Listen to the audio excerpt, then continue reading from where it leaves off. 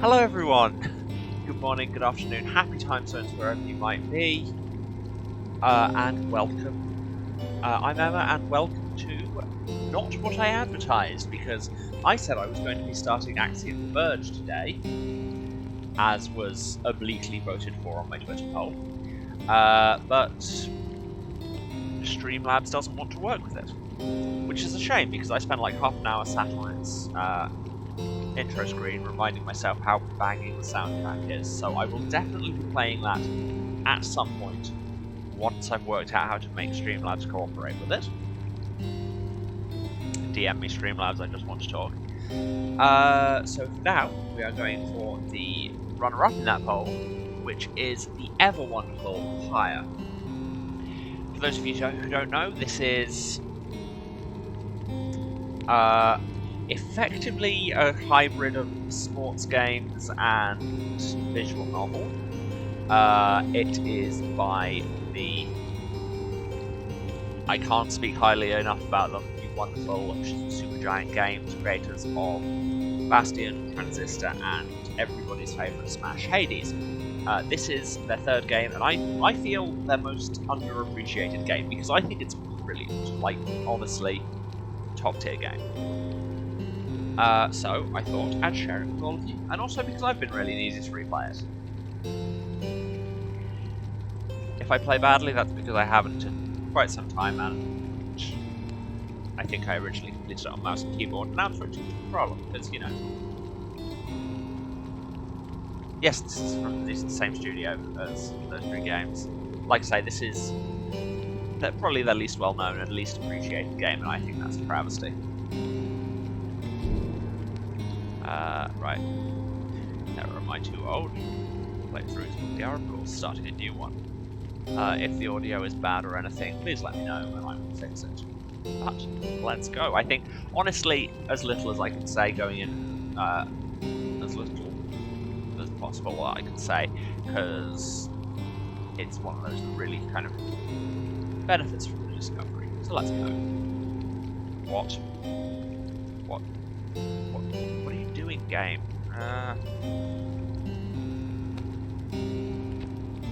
Okay.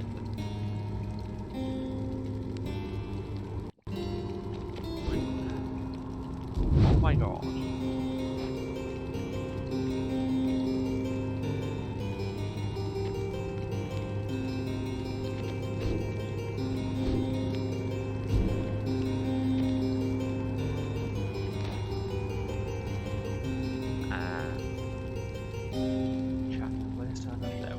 Sorry, I don't know why I'm running into all the technical difficulties today. I can only apologise.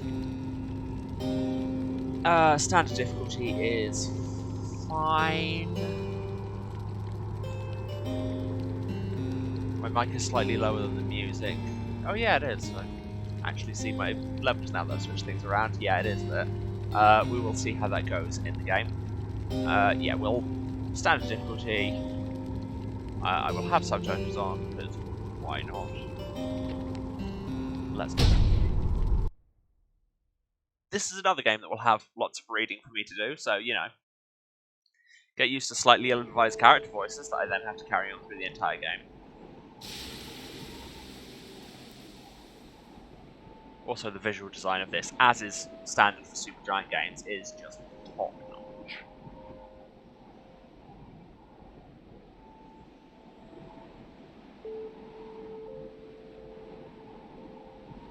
Are you waiting for me to press a button, game? Yes, you are. Okay. Thought it had frozen again.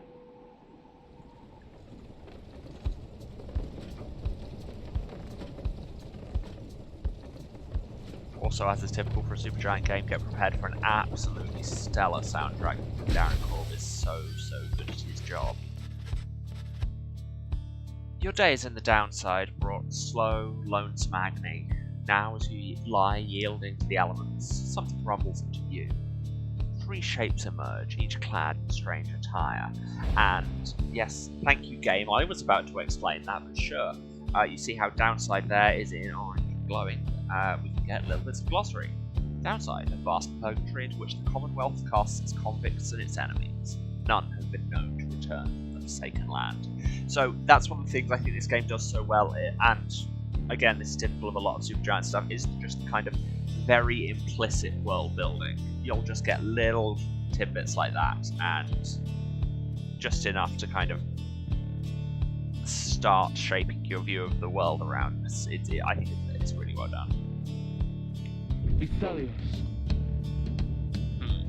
Another piece of filth expelled from the Commonwealth.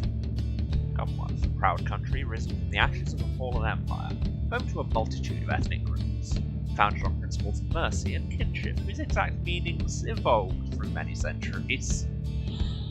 Yeah, it's funny how governmental definitions of things change. See? Right on schedule. What did I tell you? You told us we would find someone alive. Someday.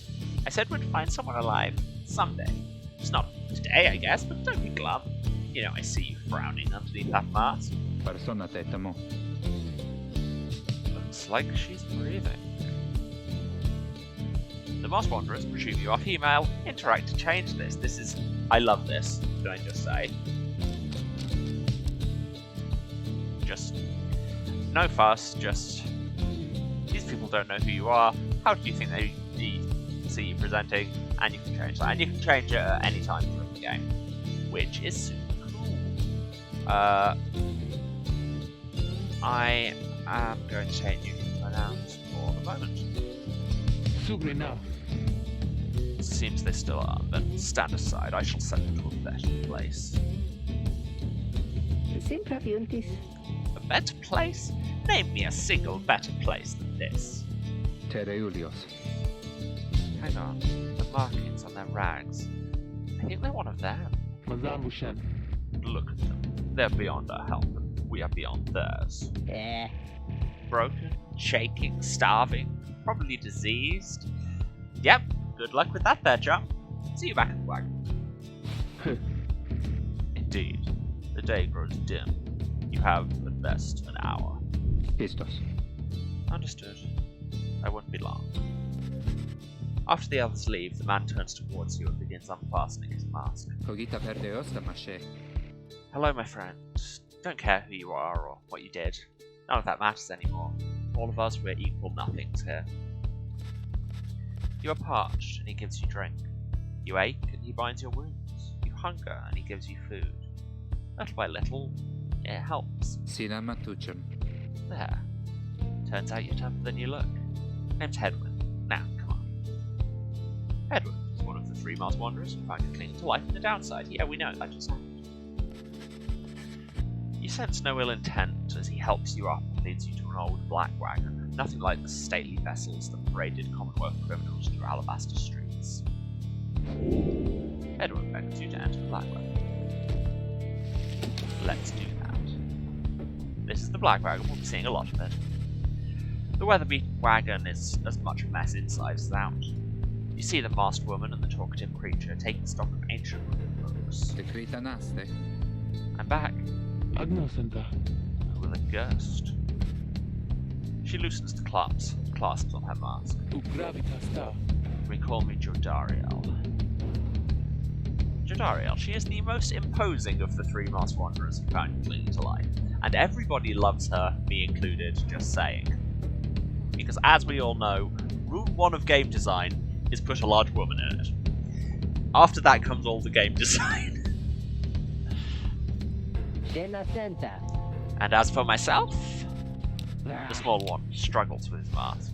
Jodariel soothes. Ah! That is to say, you may regard me by the name of Rookie Greentail. He is the smallest yet loudest of the three Masked Wanderers who found you clinging to life. Such pleasantries out of the way, the Horned Woman then motions to the others. She glances at you sidelong as she speaks. Can they do it? Hope so. Haven't asked them yet. What? What are we waiting for? Hey, Joe. Nice meeting you and all, but tell me something. You know how to read or what? He's asking if you are a reader. And here that's capital R reader, and we have a glossary entry. One who can derive meaning from text. That's Yeah, that's what that word means. Literacy has been prohibited for centuries. Those with knowledge of the old ways violate the law of the land.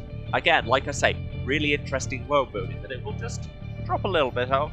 Move on. But yes, my diminutive friend, I can raid. I will be doing a lot of it this playthrough.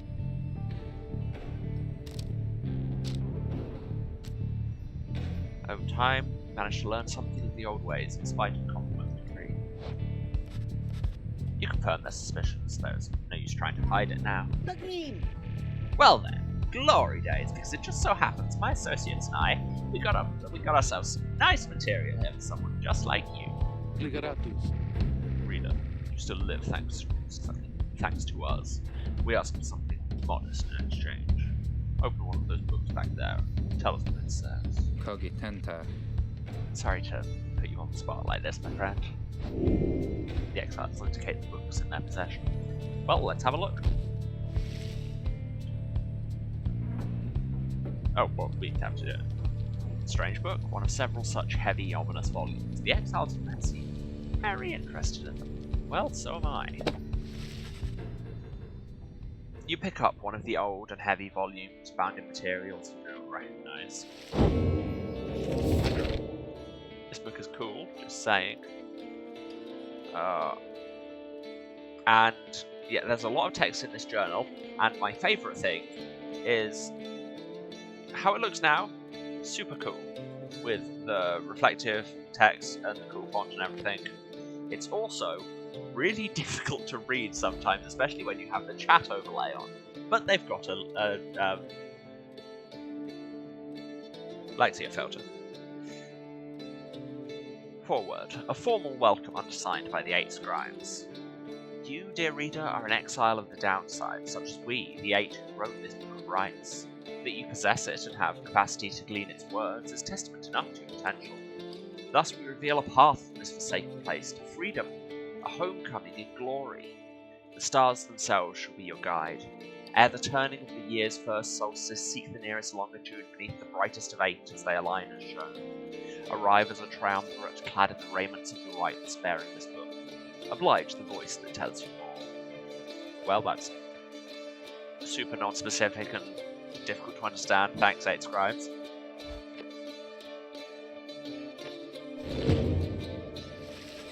The book describes a complicated method through which exiles can return to the Commonwealth. The words swim through your mind as Hedwig gets your attention. Chi sentirne? Well, friend, what does it say? But then your vision starts to fade and blur. You feel your body weaken, give out. And thus we die. Short game, but you know.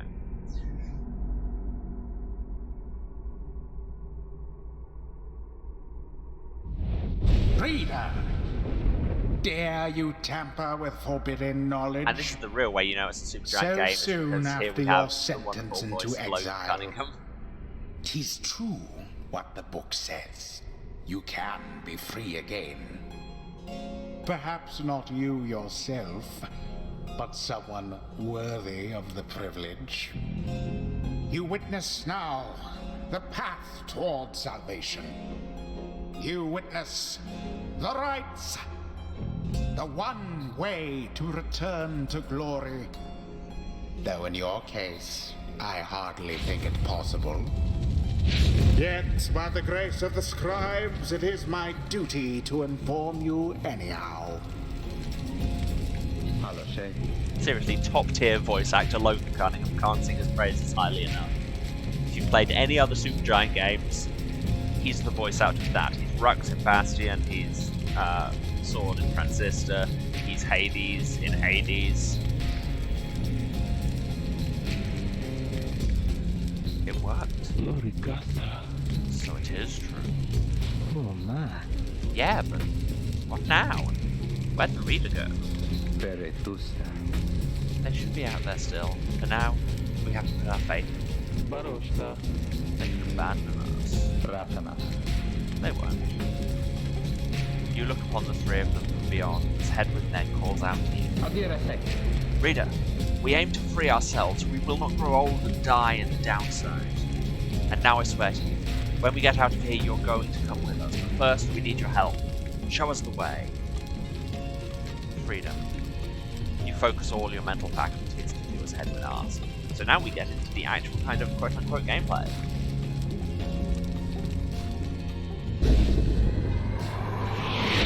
A celestial orb falls from the heavens when the time is nigh. Use my left stick to approach the celestial orb. Exiles conduct the rites as a triumvirate, for they must prove their trust in one another, not just in themselves. Press A to pass. You'll notice that everyone handles differently. Dariel is big, tanky, and slow. The three Rookie is must act small and as fast. Everyone else, Hedwyn even is in the middle. Your Exile's abilities are shown here with sprint. You will note our sprint meter. Each character has an independent sprint meter. Sprint to standard depleted. Yeah, right game, thank you. Now plunge into the pyre with the orb and be purified. Yes, Dunk the it. exile Hedwyn has the way of it. Whoever steps into the flame is banished for a time. His or her cohorts must make do What? on their own. When you put non-binary but it is not recognition so into the simple. game, why would you then have to always find say In his the or her? rites, you shall face adversaries whose own freedom is at stake. Beware the aura that surrounds them, as they shall beware yours. Yes, so everybody has an aura, which is your little zone of control. When your auras are touching, both get bigger. And in case anybody hasn't put it together, basically the mechanics of here are 3-on-3 basketball, just as magical right. And yeah, as soon as your zone of control, your aura touches somebody else, The aura is your wrongdoing. Accept it as a part of you. wow, judge much. Cast your aura like a stone. Yeah, you'll notice when you've got the orb, you don't have an aura anymore because you can't defend. And then press B, throw your Correctly aura, done. which I suppose isn't really a basketball analogy. Again.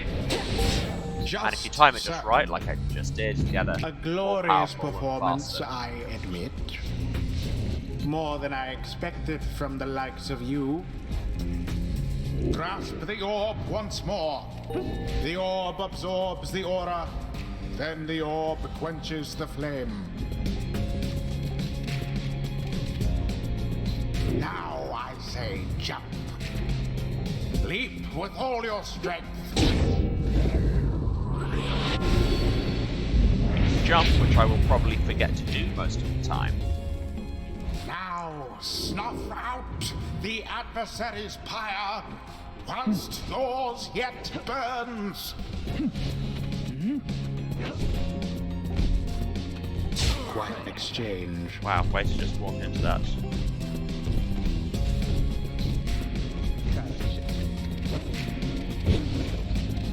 Yes, Jodario's jump pushes people back, which I got until literally just now. Jodario plunged into their pyre.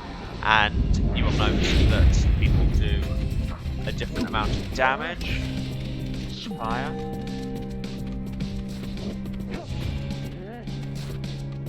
And I keep forgetting you can't control people who aren't holding the orb, despite that being like the core A mechanic. blow against the adversary's pyre.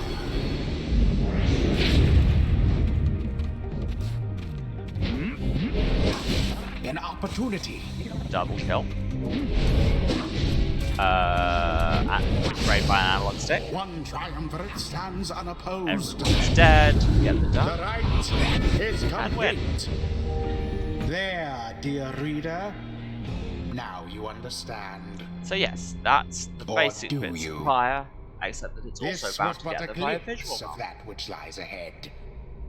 I would tell you to turn back, But I won't. cast down your hope. But all those such as you never listen. Yeah, That's a fair hit.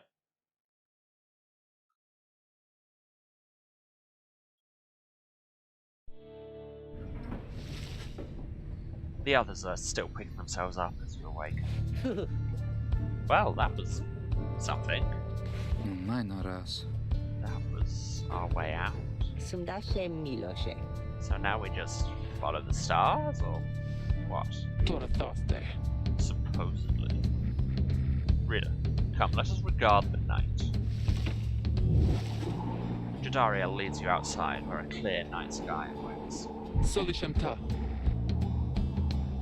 Now, show us before the Howlers catch us scent. Where should the rites commence? Rites, an ancient ritual competition through which the worthiest exiles regain their freedom. The 8 scribes gave their freedom so that we may yet have ours. Rev. Rites. So much flavor text. You gaze at the stars. Let's seek out our destination. This is the star view. There's very little on it at the minute, but more will arrive, trust me. We have a bunch of stars that we can't do anything with, but also we have this big lit up one, so let's try clicking it.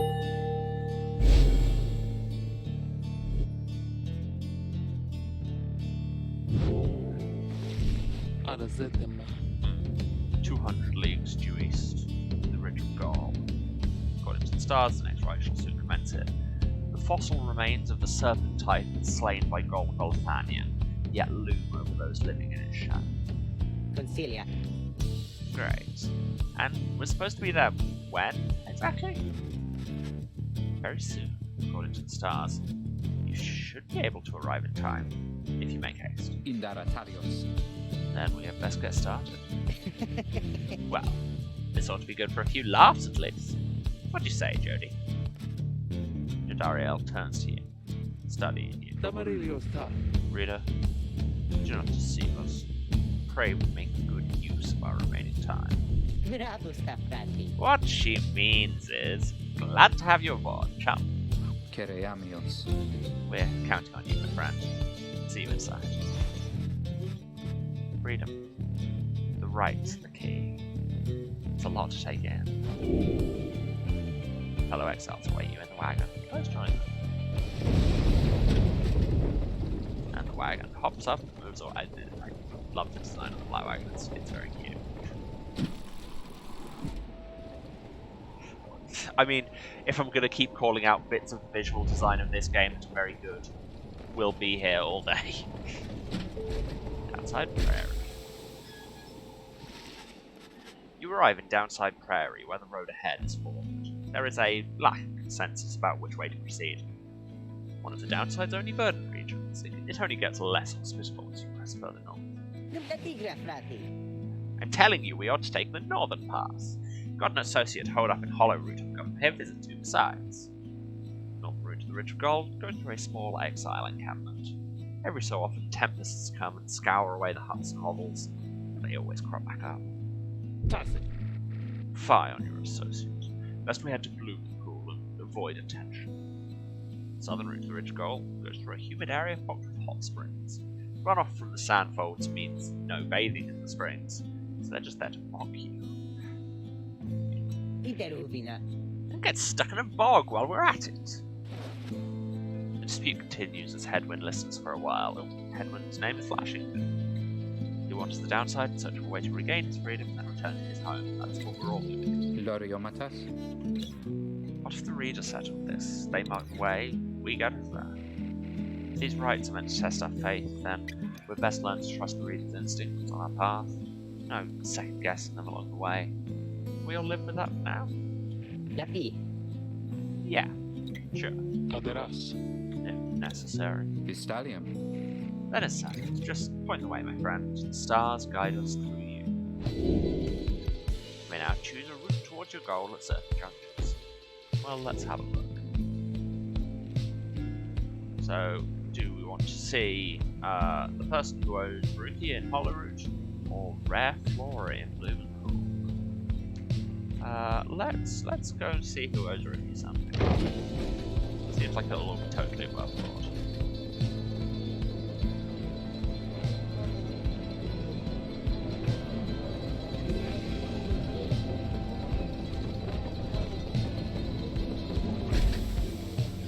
soundtrack is very good. As you pass through the squalid little area, you hear boisterous voices coming from what looks to be a public house. Ruki stumbles forth from it, holding something in his paws. So flashing now. He is an opportunistic and well-connected cur, still clinging to his once comfortable lifestyle. Hey chum. Just wrapping up a real important exchange with there. Hang on to this for me, will you? We'll have to drop it off and head further north. If somebody says hang on to this for me, don't. Ever. You received a plain parcel. You cannot tell what is inside. Ruki, what are you dealing in? But anyway, let's move on.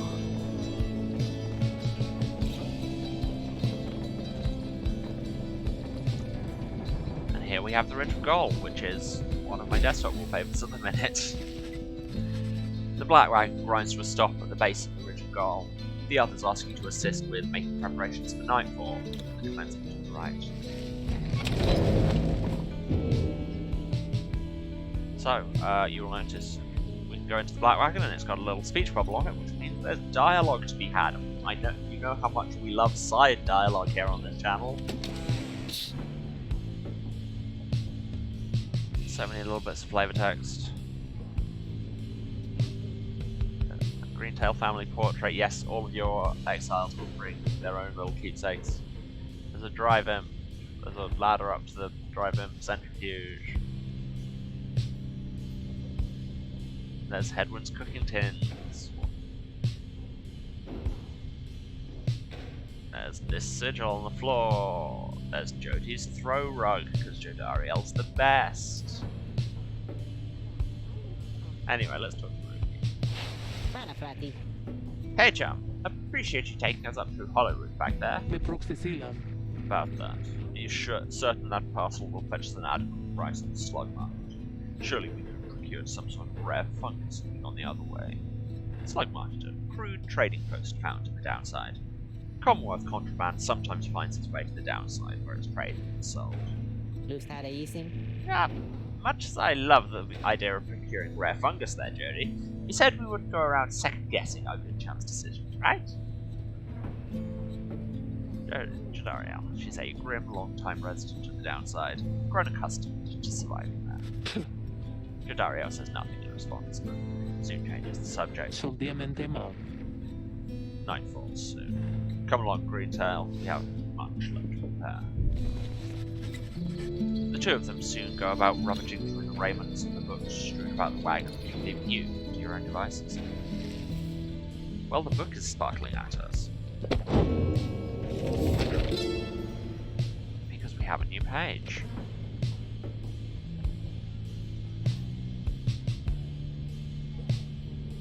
I can't remember how you turn the pages.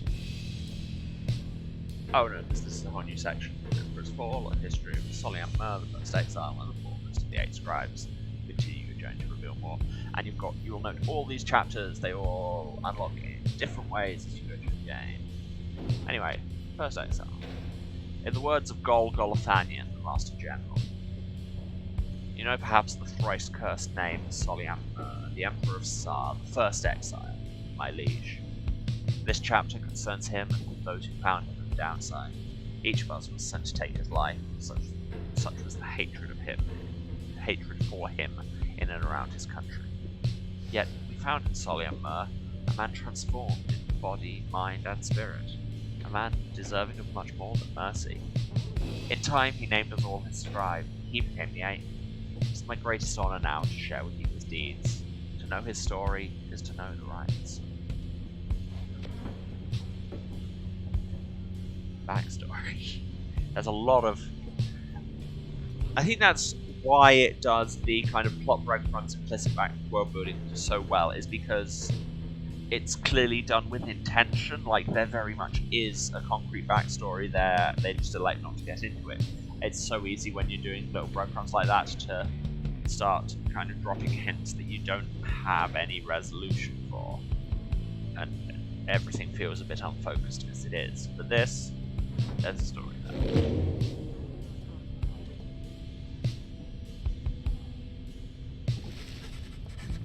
In the common room, you may review various notes and observations about your fellow exiles and their respective paths towards enlightenment. Right. So yes, here we have our people. Oh, let's check our observations on everyone. Edward, the free spirit, wants an outside in search of that. Most of his personal details are unknown. He's a nomad, common folk cast from the Commonwealth, description, name, home, title. They came from all directions towards the Commonwealth, where at last they settled. Some passed as an outrider. They ensured the high-winged remnants never flew far from their mountain nests. Those who served on the Blood Border were taught to always watch the skies. And we don't know his star sign, his crime, the motive of the crime, or how long he's been exiled. You will learn more as you go through the game. He's the one who nursed you back to the brink after finding you in the downside. His genial manner suggests that life in exile has not yet broken his spirit. He wears a bronze clasp identical to that of Jadariel, suggesting the two of them may have met before their exile. He has not yet revealed what he did to earn his sentence. We have Jadariel, the fallen soldier. She's a demon. People who survived in exile long enough to be transformed by it, embody it in spirit. All are welcome here save demons such as you, and the sentencing of Chief Physician Orlag. And she was a veteran. Everyone served on the Commonwealth's Blood Border. Those who excelled remained. Clashes with the High-Wing remnants were frequent, though the greatest wars had passed. She seems to be responsible for the Black Wagon's security. Her features suggest she's lived in exile for much longer than the others. Her grim outlook and the fact that she still wears the bronze clasp of the Commonwealth Blood Border suggest a military background, though what she did to earn her sentence you do not yet know. Interesting that you recognise the clasp in that one but not in the other one. And Bruki, the fast talker. He's a cur, swift dog-like creatures known for their loyalty, optimism, and appreciation for the simple things. The Alpha Chiefs would later say their kind went soft no sooner than they joined the Commonwealth. And he was a trafficker. Dealing with contraband for long enough can lead to making many strange acquaintances who might just give you a parcel in a pub and say, hold on to this. What remains now of the fallen Empire's old, tarnished currency is still of value to some. He seems to be the most well-connected of the masked wanderers who found you and knows something of the land. He has a rather opportunistic disposition, and his ostentatious clothing suggests a lucrative background in the mercantile business. Even still, you do not yet know for sure what he did to earn his sentence. I mean, when your past is listed as trafficker, it feels kind of implicit. Anyway, let's leave. Oh, and yes, you didn't notice, there's somebody there. There's a hat, and he has an instrument. He's the lone minstrel, who sits very still in the corner of the wagon. He's unresponsive, but seems to be alive, which, frankly, is the minimum I expect from somebody sitting in my caravan. Anyway, let's leave. And now, where's the right? As darkness falls, your fellow exiles stand together, clad in the raiments of the rites. The preparations are set, however, everything is still calm. Soon they grow restless. Keep telling you there's nothing here. What a bunch of idiots we are. Satan Ras. If we travelled all this way for nothing. Cognare munca. I don't think we did. Look out.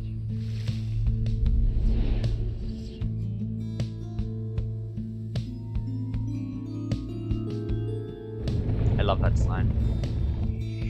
Just saying.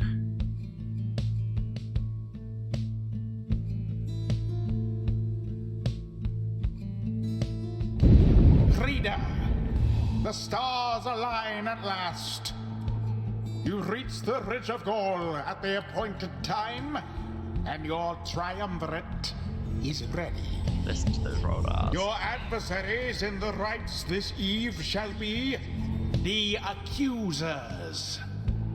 Whosever pyre yet burns once the other is extinguished shall step closer to freedom. And we have terrain here. Now There will let be the terrain and rites everything. commence. For every right.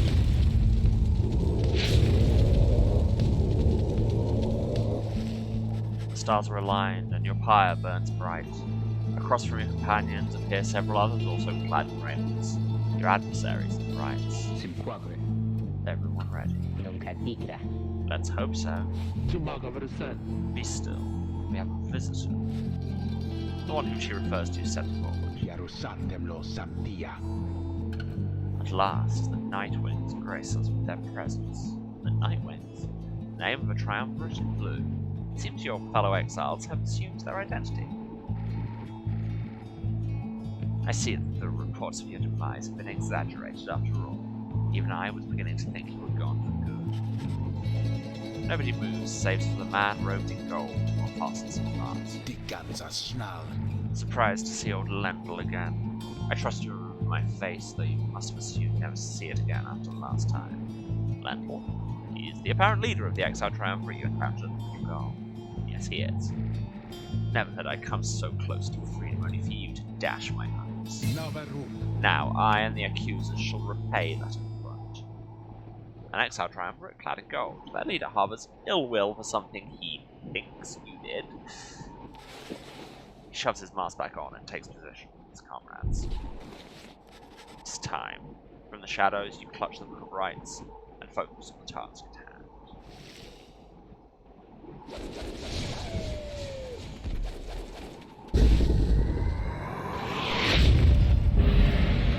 Begin! Take you out. Spread. Pass. Positively brutish. Ah, yes, that's what I suppose does. Ah, dang it. Slightly misaimed that. As ever, if you come here anticipating... Quite the close call there, no? Yeah, shut up. If you come here anticipating top-tier gameplay, you're Have the entirely wrong. accusers underestimated you? I mean, I'm pretty good, but... That's the reason I'm only playing on normal. Wow. Such defense, guys, come on. No. I shall not accept defeat from you again. Hear me, accusers. Stand your ground. Let your auras boil and rage. It seems that you have flustered the accusers. And they're taking up defensive position. Rattle them. They need to draw us out. Then we'll just have to run more circles around. Have you any idea what that Lendl did to deserve his exile? No, I literally just met the man. But anyway, Kobe. A daring display. Flinging the orb into the flames like that. You elude banishment using such yes, tricks.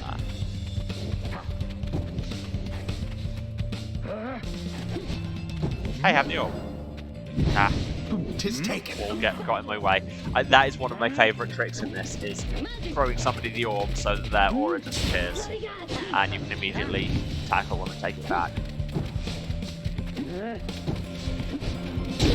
Splendid. Running circles around you. That, as I'm sure you'll see throughout this playthrough, that is one of my standard tactics, is just using Ricky to absolutely snake around. Whoa, no, bad timing. Bad timing, very bad timing. If they can't score off this power play, then, oh my gosh, how are they even here?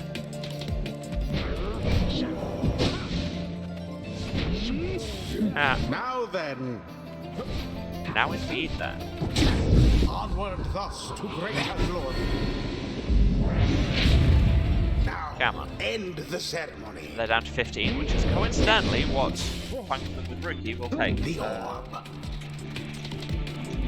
And it Get is Rookie. done. You have prevailed. Rejoice Not then Salas, in your indeed. single fleeting victory. Ah, yes, and that's the thing to remember, is that the narrator hates you. And I have not turned the rest of my system sounds off, as you could probably tell by the way you just heard all of my system sounds. And now my Facebook chats are apparently going to start popping off, so 1 second.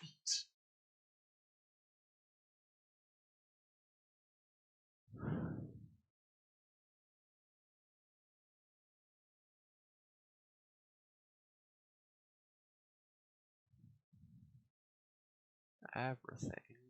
Shut up. Okay, not you, Pyre. You can stay with sound. That seems, you know, like the audience would enjoy it.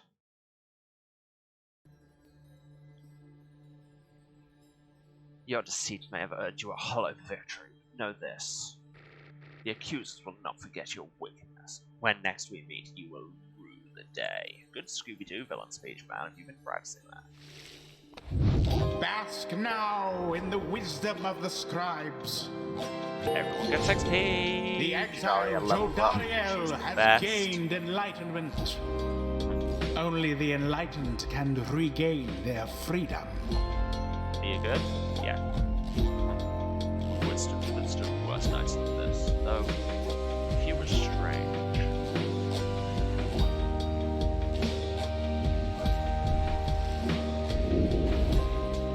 And you get to choose between some skills. So everybody's got 2 skill trees. Here we have Sin's Fallen Emperor, Right Mastery, enhancing Deep Strength, Physical Prowess, or the First Exile, enhancing Deep Spirit and Shifting Will.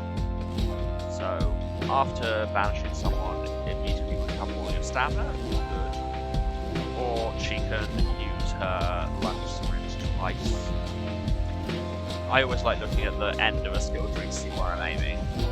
Can banish adversaries by throwing the orb at them, which is funny. Or anyone banished by her takes 1 turn. Blood Roar, Strong Pyre. More damage. Yeah, honestly, I like this. Let's just go full tank. The demon scribe bestows his favor. Yes, as you'll. The music is back, so I may need to speak up. Thank you for the warning. Yes, well, move on anyway. After the rites, the accuser. Can I? Yes. Let's turn the music volume down a bit. The plains that sleep Oh, thank you for the vocal sample. to the cave. After the rites, the accusers disappear into the darkness. As you return to the wagon in the still night sky, you see a single star burns brighter than the rest, beckoning you onward.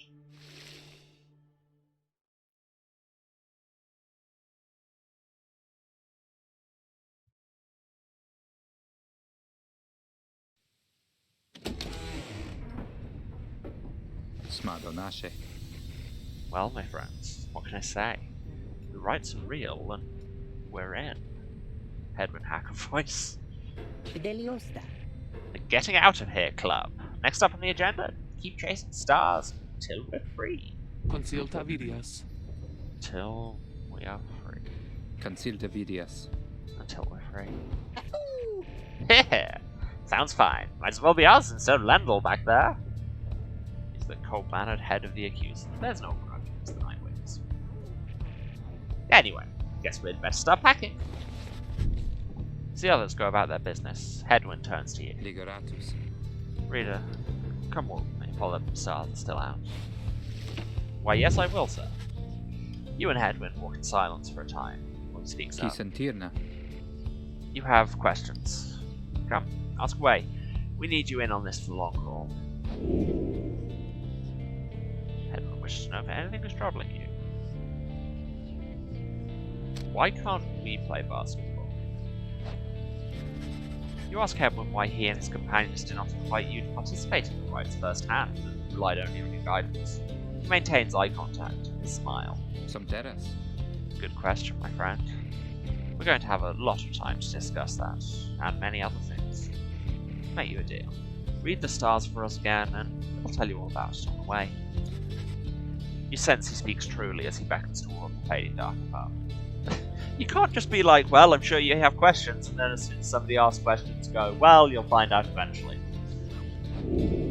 Let's gaze at the stars anyway and find out where we're going next.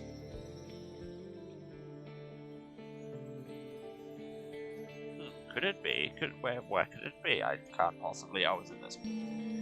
Jomo and the Dust Star burns bright over ancient spring in Jomwa Valley. Well, that sure was a frightening scorpion picture. Kirafacitas. That's a long way north and west. Let's see if this old wagon's fit for it. Then he turns to the others. Beleosunta.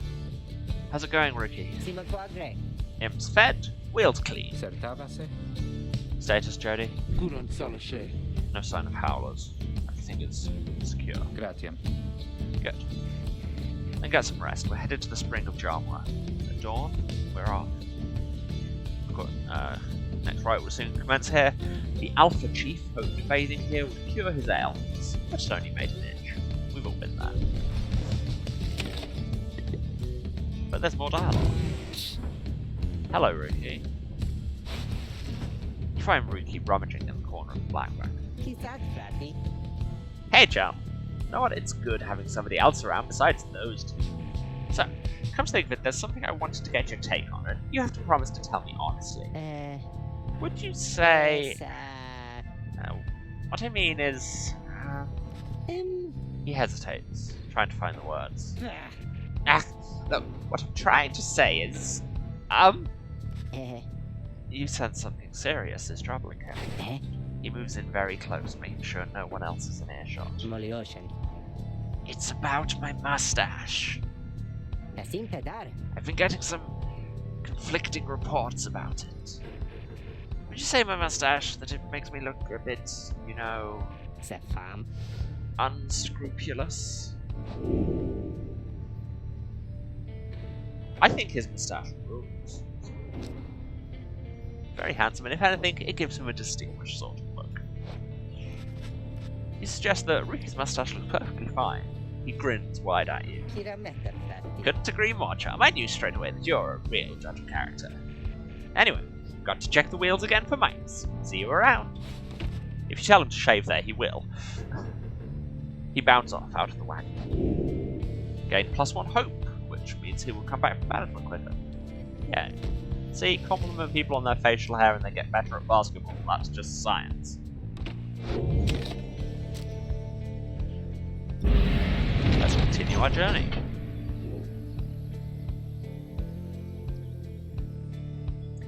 Let's select our destination from this list of 1.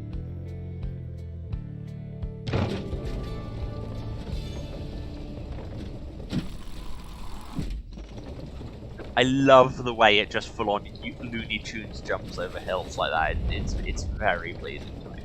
And here we are in Jomwa Valley.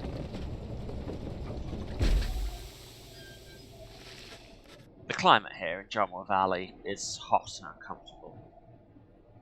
Jomwa Valley, exiled curs roam this sand-swept fossil wasteland.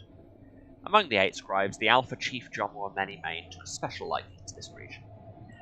Yeah, so as you will begin to see, there's like there are 8 scribes and kind of 8 races of the Commonwealth and Downside, and yeah, Jomwa is the cur, who else have we seen? Gol is the human, and Solium, the Emperor, is the first demon. On top of that, we have a stowaway. Donizaru Mansa? Oh. We could go home? She must have latched onto the undercarriage as you crossed the ridge. Her manner is odd, though you said she means no harm. She must have overheard some of your fellow exiles' conversations. No. You need but say the word, Hedwin. Oh, come on, you can't be serious, Jody. It's just some kid who managed to climb aboard our wagon undetected, but still. Valta. Do it, Jody. Dariel approaches the girl and looms over her. Listen to me, girl. I cannot guarantee that we shall get you home, or any one of us. But at present we have room for you and adequate provisions. You may accompany us for the time. Did I say that Jadario's the best because I meant it? Jadariel leaves without awaiting a response, presumably to make room in the wagon for your new guest. The stowaway is overjoyed at this, and look at her, she's adorable too. Like, Jadariel is #1 character in this, just saying it right off the bat, but the stowaway comes close. Really? You're so kind. You are most kind to someone you just met like me. May the 8 scribes smile upon you all. the 8 scribes. Some revere them as gods, believing they bound themselves to exile so that others could live free. Centuries of oral tradition have shaped the history of the 8 scribes into myth and legend. It does that. She claps her hands, bursts into laughter, and performs some sort of dance. Ricky stares at all of this and leans close to Hedwig.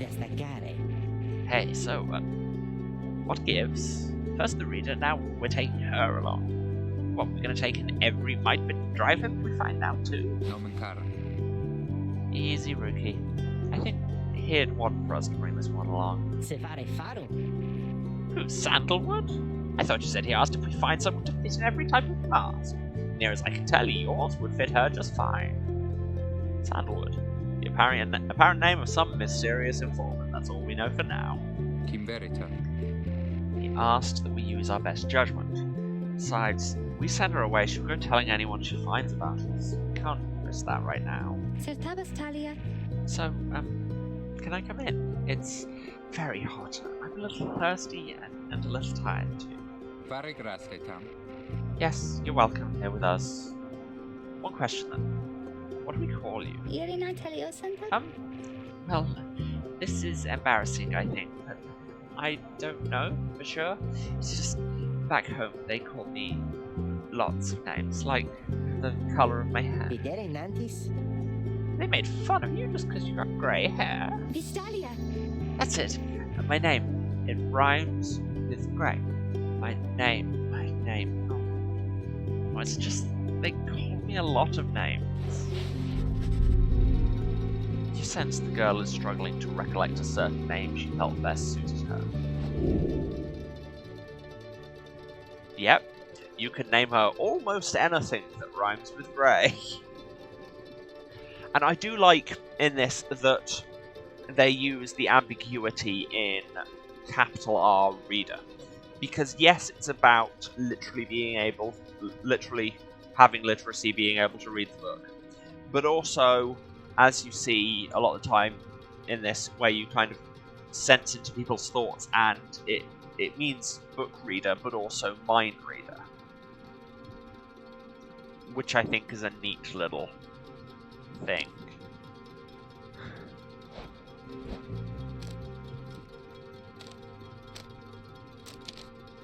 Oh my god, there's a little caption for all of them. She looks like she could be a May, doesn't she? Does look like she could be a K. Could definitely be a Fae, of that you have no doubt. You suppose that she could be named Day. Her name could be Xe, however uncommon it may be.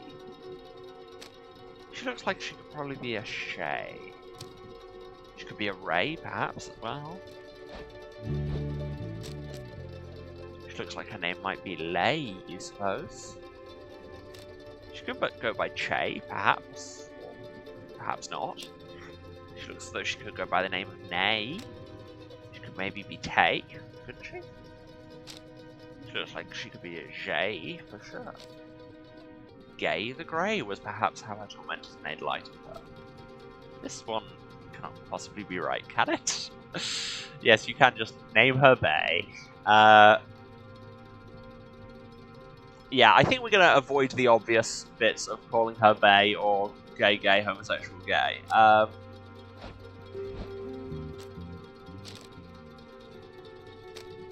Let's go with Ray, I like that. Or like Ray, if you're pronouncing the RH in the Welsh style.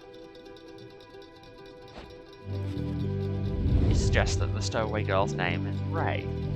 Ray, she's a young vagabond girl with an odd manner, an unshakable sense of curiosity. Vistalia. Why, that's it. My name is Ray. My name is Ray. Where I'm from, they call me Ray the Wretched, but I guess maybe you don't have to say that part because I didn't really like it. Your fellow exiles decide to bring Ray along for now. She almost collapses from exhaustion, so you take her in and show her somewhere she can rest. Ray joins the group. She's tired but excited.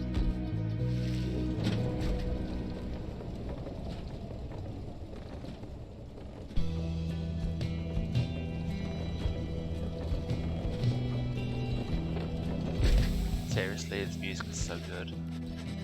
The Black Wagon arrives in a somewhat peaceful stretch of Jomwa Valley. Your companions wish to hold up here for the night to give Ray and all of you a little time to rest. We have dialogue! There's always dialogue. Now Ray is here, and what's her keepsake that she brings with her, and why can't I see it? I thought there was a Dreamcatcher type thing. Maybe she just hasn't put it out yet. Ray seems to be recovering well since you found her. She seems fascinated by everything and everyone in the wagon. Oh, hi Rita. You were the one who knew my name. You guessed it right, you did. Thank you for your hospitality. I've just been eating with the imps, talking to the wagon. This wagon, he and I are the same age. It wasn't the very day, but I am older by 3 weeks, so I am giving him a hard time. Little brother, I call him. He's a good wagon, isn't he? He'll take us very, very far. My little brother, sure, he pulls at my hair at times. I don't like him very much. But he's family. I am happy to be here with family. I thought that I had lost them all again. I thought that I had lost them all. Oh, but we've stopped now, haven't we? I should go outside to dance in case the scribes are watching. Bye, Rita. Smiling back at you, she prances out the door. Ah, she's so good. And you can now see her on... Oh no, you can't see her on our roster yet. Presumably that is why her decoration isn't up.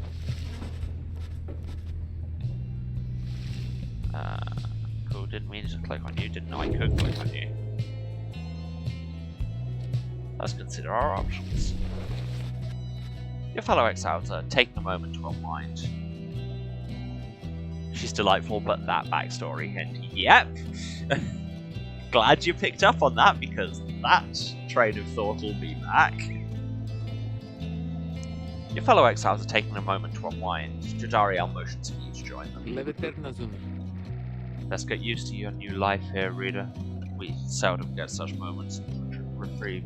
Perhaps some further study of that book should pass the time. Hi, Emily.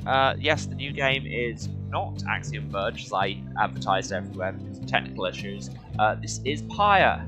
The art style is great because it's by Supergiant, who always have an amazing art style. Same studio as Bastion, Hades, and Transistor.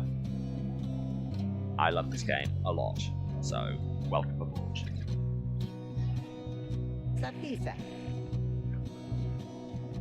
You could join me for a little stroll if you're feeling up to it. Always something to be foraged around here. Samisara Sumaina. Or you could teach us more of what you know. Prepare us for the next ride. In any case, we do what we can to stay busy.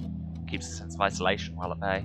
We're going to choose from several vocations, ways in which we can make ourselves useful during occasional moments of free time. Yep, that's a vocation.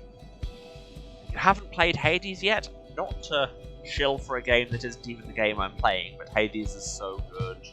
I know this is not a controversial take, but it's so good.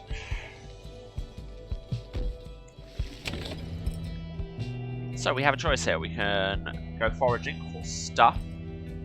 We can study the book in private, which will give everybody a bonus in the rights. Or we can mentor a companion to specifically give somebody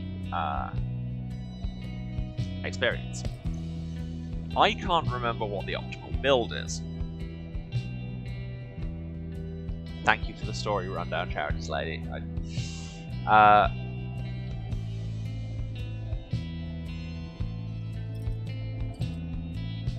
Let's study the book. Like I said, I can't really remember how most of these works.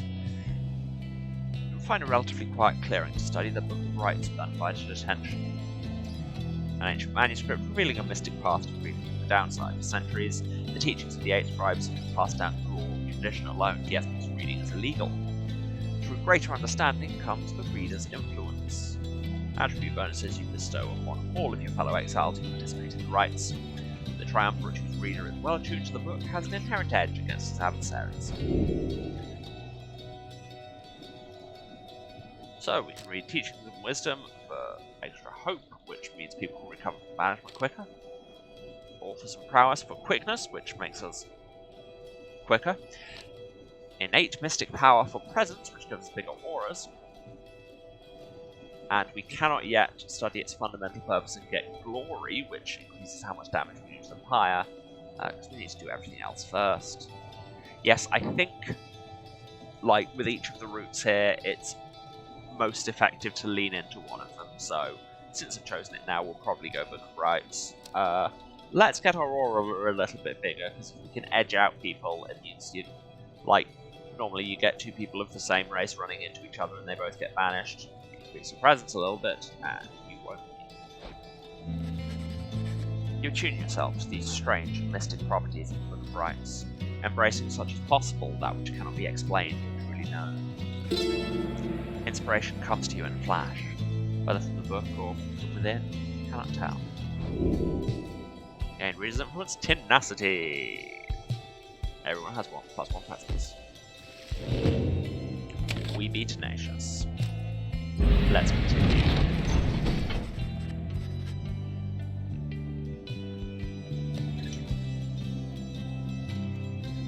The path leading further west splits off, and once again your fellow exiles turn the choice of where to go over to you. Ray seems enthusiastic for whichever route you choose. She's enthusiastic for everything. God love her. We can go to Glue Hive, which sounds dreadful. The north route across the Jumbo Valley past the remains of the Hive Titan. Ray believes those who travel this path should be as strong as Gaul of the 8 Scribes. Or Fall Flat, the south route across the valley is riddled with barren rock and bone. Those who travel this path should be as swift as Jomwa of the 8 Scribes. Well, I'm all about kind of running circles around people, so...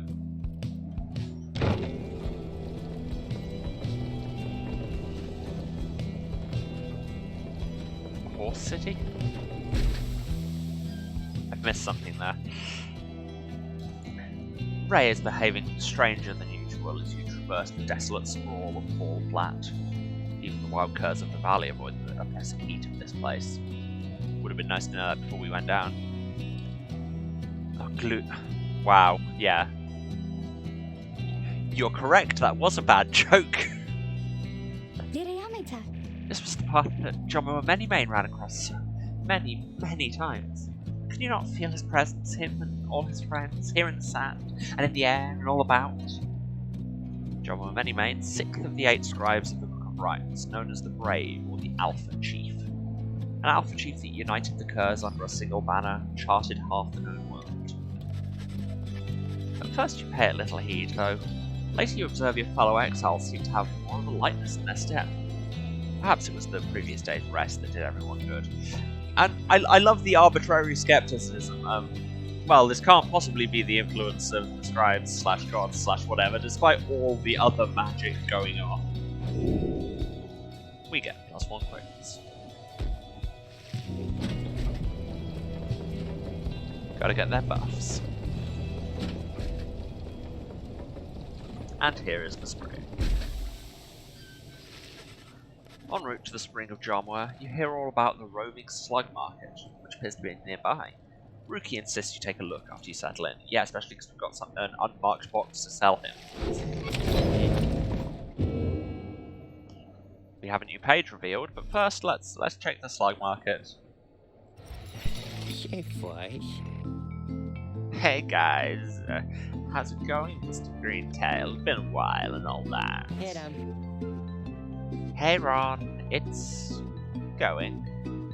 Ron is a travelling sales creature and proprietor of the Downside Slug Market. Say, how come you've set up shop all the way out here? Is it a little out of the way? Oh well, let's just say you guys, you ain't my only customers. You see, Dad and I, we know this business pretty good. We've been around the block. So... As Ron keeps blathering, Ricky signals to you in a furtive way. Here's the deal, chum. Got an informant says there's something here connected to this rights business. See if you can spot it.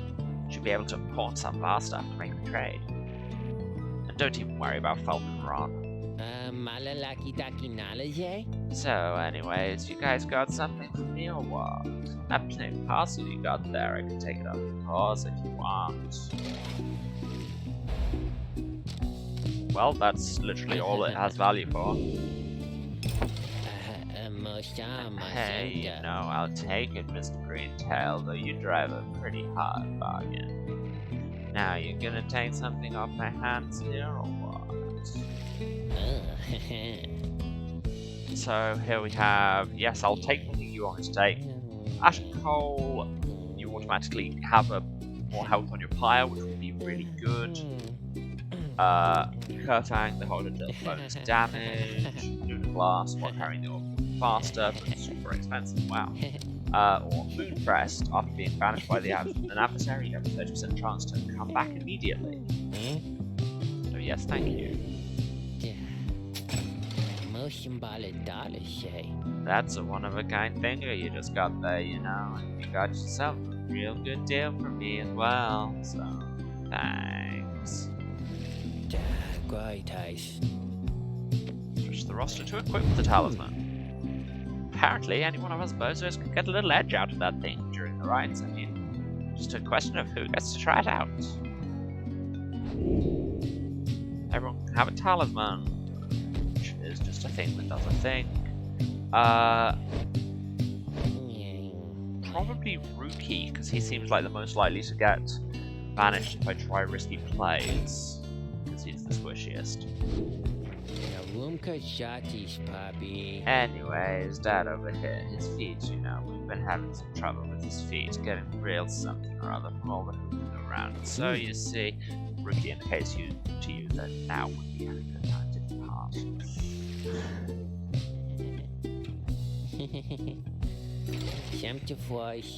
See, Mr. Greentail and your friend there too. I like them. Seems real nice, you know.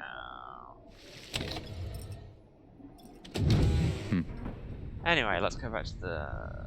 I was about to say boat. There's not a boat. Not yet, at least. Hey, Hedwin. Hedwin motions for you to join him. His easygoing smile soon fades. Ostiame rictus.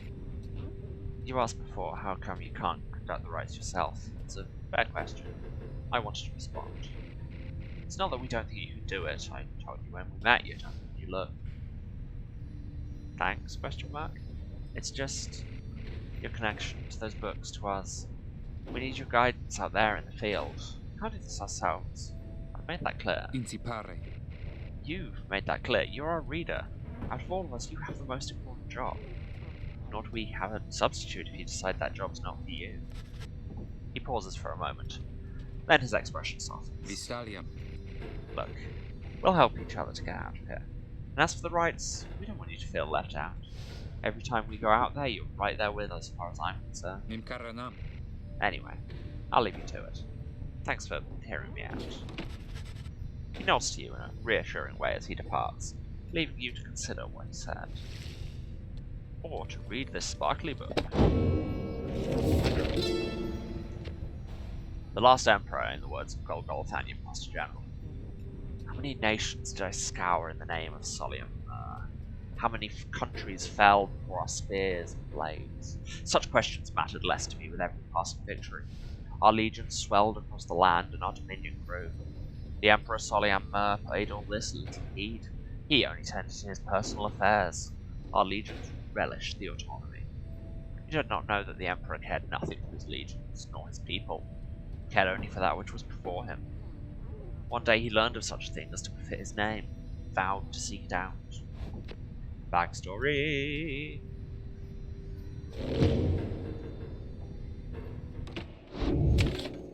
Let's do the rite. As you complete preparations for the rites to commence, you notice Ray approaching. You notice too that she is wearing your companion's raiments. We can go home. Mansara. Ray, I thought I made myself quite clear that you were not to touch those robes. Oh, I'm sorry, Mr. Dariel. I just thought that maybe you were being funny at the time. Saventusta. Unbelievable. Hey, something's happening in the sky. I think we're up.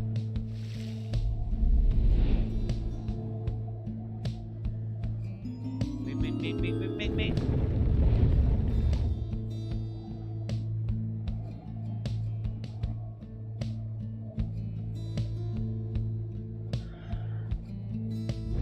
Reader, What brings you to the spring of Jomir?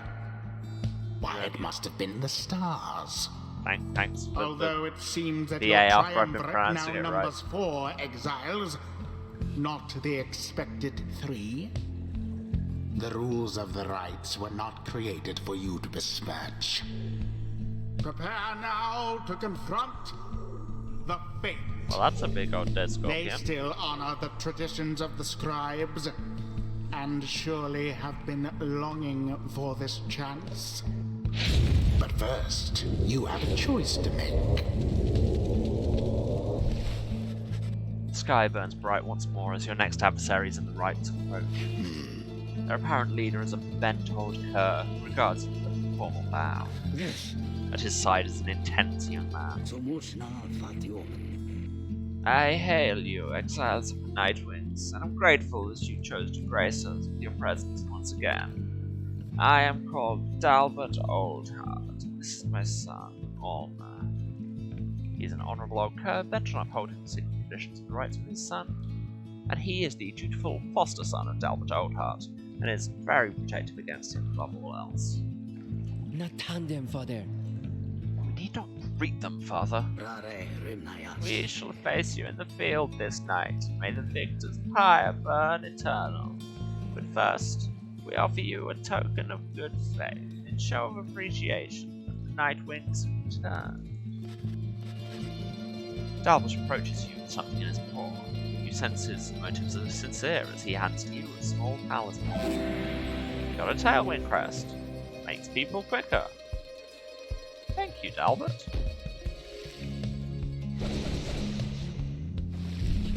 Vilastati. That cur was very kind. His son, he was so caring, wasn't he? Sheila. When can we start? I want to help you. Atere cansat. We need 3 of us exactly to conduct a rite, but we've got 4 now, besides the reader. This ought to be their call. If someone has to stand aside this time, I volunteer. Katiro.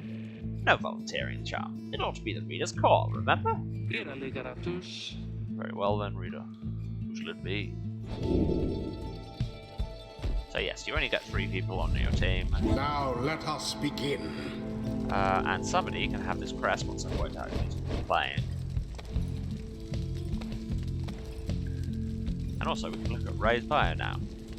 The faithful drifter, she's a young vagabond girl with an odd manner and an unshakable sense of curiosity. Yes, she's very much the same as Hedwyn, except her jump and sprint have a little bit of build-up time. I think that's the main difference. Race is savage, which is mildly racist, but I think that's the idea. Simple folk, ostracised for their deficiencies or differences, even prior to their sentencing. Also called the Moon-Touched, they proved overly resistant to the principles of lawful society. So we're getting the idea that the Commonwealth may not have been that good a place. Moon-Touched. The Commonwealth never did know how to handle those who did not fit neatly into its mould. It said those born under a wild moon often lead a charmed and troubled life. She appears to be a vagabond who has wandered the downside for some time and has somehow managed to get by. Her simple and sincere demeanour suggests she likely was shunned in the Commonwealth and would have been considered a savage by the standards there. She seems unusually interested in the legends of the 8 scribes. It's interesting the positioning of savage as a race here, where it's kind of clearly determined on individuals. Like, they're clearly going for that, whether you're, what's the word they use?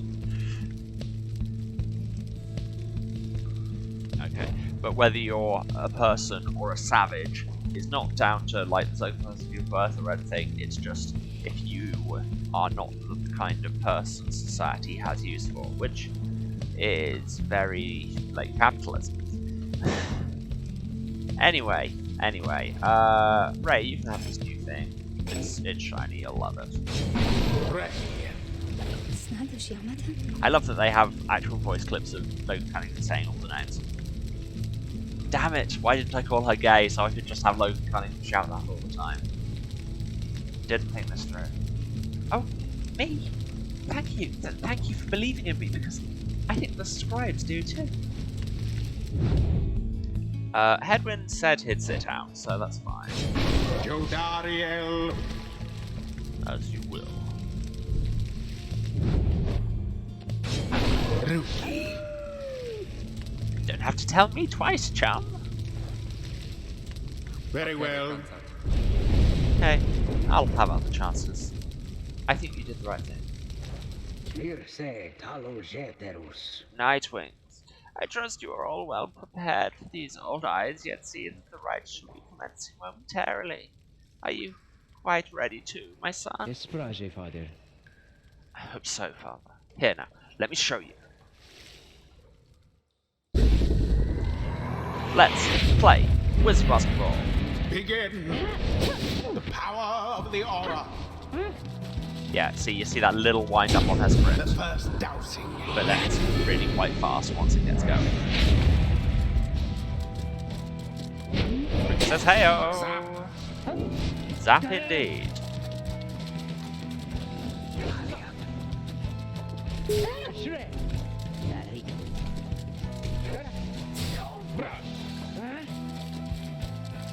Whoop, whoop, whoop, whoop, whoop, whoop. Bask in the purifying flame. Look forth, my son. The waters of Shomware many mainly bring blessing unto us this eve. Perhaps our chance has come at last. No mare vici. We need more than blessings to prevail against them, Father. Please, keep fighting. Moon drops. My favorite A confectionery. boon come from the stars themselves. But shall it be enough for Dalbert and his faithful son? That was embarrassing, and I'm glad nobody saw it in the broadcast on the internet. Infinite stamina! Their pyre sputters.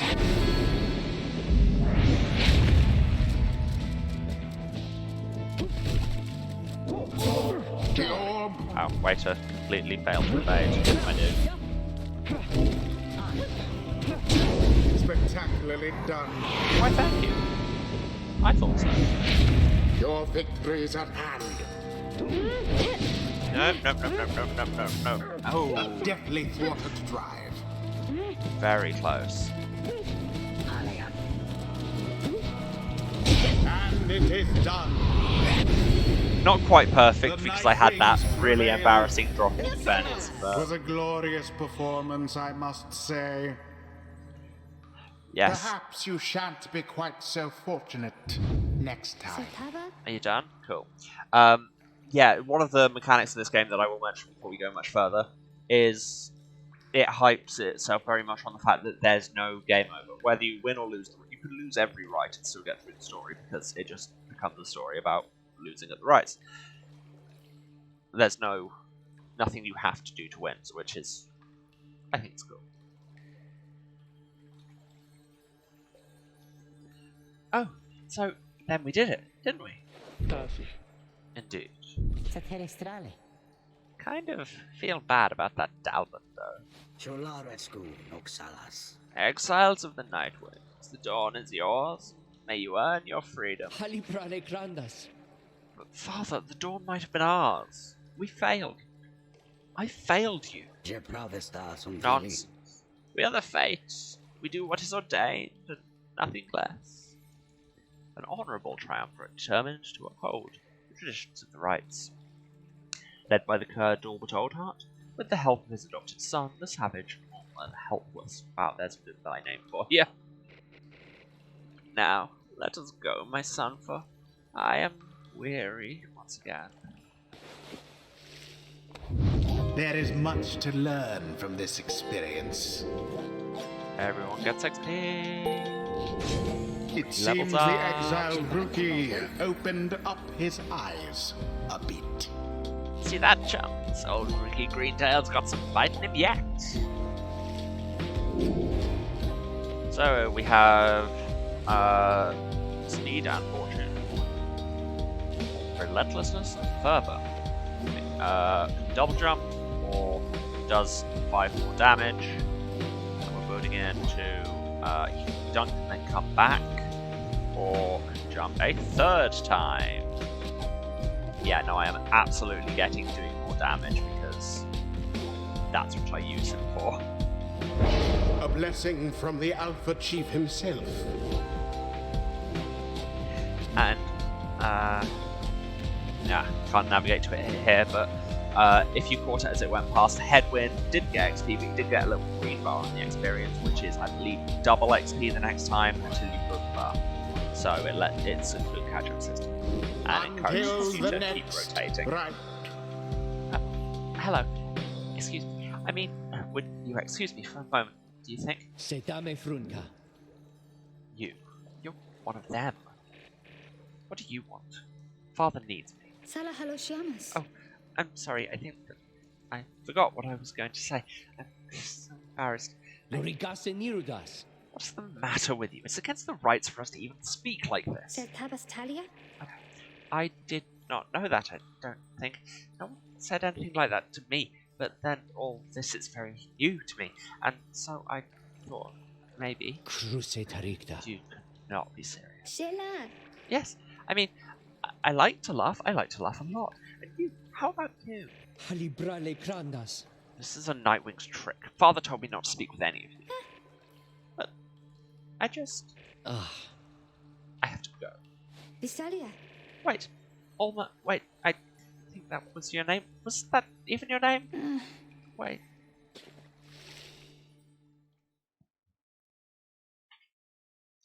People.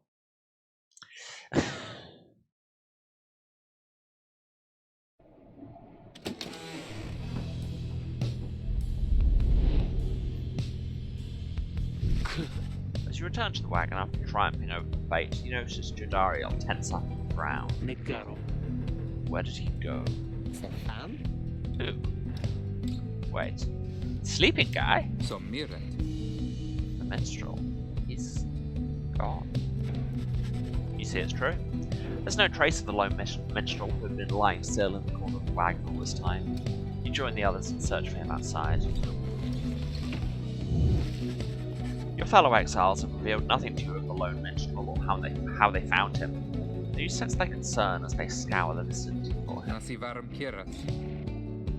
We'll worry about the minstrel, my friend. You worry about the stars. Wherever they guide us, we're going. Let's gaze upon the star. Is it this one? No, we did that one. It's this one. Ho, Midnight Star. It burns bright over the standing stones at the edge of flagging hands. God, the art in this game is so good. I know, I'm going to keep saying that throughout the entire playthrough, so get used to it. But in my defense, it's true. Everyone, we're headed back east, all the way across the valley. Titi multa, sa. Toward the cairn of Hope, then. The accursed imp here fell to the mighty bone titan Shaq's 6 shoulders. Wow, that's going to be a hard name for me to keep saying on narration. Shaq's 6 shoulders. Crecare. That's right, we have to risk it. Incrarecare. What if that minstrel guy doesn't turn up by then? Tirta. We shall find him, on this night or another. They continue searching for some time, however, the minstrel is nowhere to be found. Rip, I guess. Hey, Hedwin. After having bested the fate almost effortlessly last night, apart from that really embarrassing bit where you just left the right wing wide open, you find Hedwin off on his own. You sense he wants to talk about your decision to exclude him from conducting the right. Migrate stale. I guess we'll have some tough choices to make before all this is over, my friend. Just been thinking about that. I'm glad you let the others go instead of me during the ride. I mean that. All the more since we succeeded. Nasivarum Kiras. I don't know what's more intense, participating in the ride or just watching from the sidelines. Anyway, thank you for checking in. I'm off to go make sure we're ready to move. So yeah, like I say, the game will very much spin its story threads around whether you win or lose. He departs to check on things outside. You sense that he has no misgivings about what transpired, more concerned at present about the missing minstrel. And There's Ray's thing. Ray's scribe catcher. Current status? Talking to the scribes. She does that. Let's move on. There's still no sign of the lone minstrel, although Jadariel tracks potential signs of movement east, the same way you're headed. Consider where to search for him. Do we want to go to Glue Hive or Fall Flat? Hedwyn thinks that he would have gone to Glue Hive. Jody thinks he would have gone to Fall Flat. Let's go to Glue Hive for something different.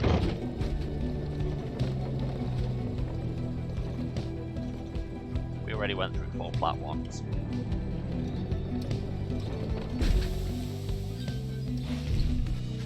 As you travel through the dusty wastes of Glue Hive, Hedwyn seems more ill at ease than usual. There's no sign of the missing minstrel. Northern Root passes the remains of the Hive Titan. The lifeless carapace of Biolantheus still looms over the western edge of the valley. Not to be confused with Biollante, who is a plant monster in the Godzilla films. It's not relevant here, but you know, it's what it made me think of. Pero de crame. Sorry about this, Jody. I had a hunch you must have come this way. Tanta nari tempra. Would that our hunches could be more dependable. But do not fear. We shall find him yet. Si auda hante. Sounds like a hunch to me. Da fa crispere. More of a promise. You pick up bits and pieces of the minstrel's significance to your fellow exiles. He was there when they first discovered the Black Wagon, but they refused to say much more for now.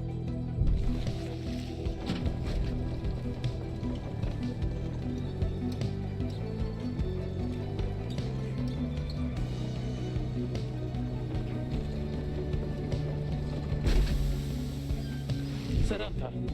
Stop the wagon. Okay, Sam. What? How come? Umelitom. Because of her. Corona. They're coming. They're coming for us. We have to be ready. We have to. Temvare cantus. Does she mean what I think she means? Averade. I believe so.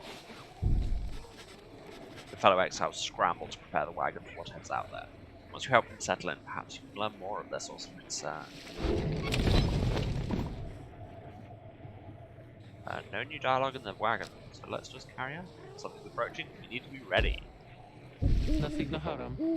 They are coming for us. Nasere culpa. They fear the scribes. They fear the scribes, I know they do. Valkikam. What's she talking about? What's going on? Pirem taritam. Howlers. Lots of them. Sikapi Valta. Then, what are we gonna do? Nasere culpa. They fear the scribes! Male de fortune. Can't yourself, Ray. We should give them reason to fear us as well. Nasivarum hieras. We'll use the realms, the books. Aceptava. Indeed. One of us could draw them out and turn to the Reader's Watch. Which would be just like one of our rights. Hedwyn turns to you. Aumare daros. Seems we need your help in this, my friend. We just need a volunteer to go with you. Cogitia. I will do it, Rita. Please, you have to let me, and the scribes, they will protect me. I know they will. Jadaria exchanges looks with Hedwyn.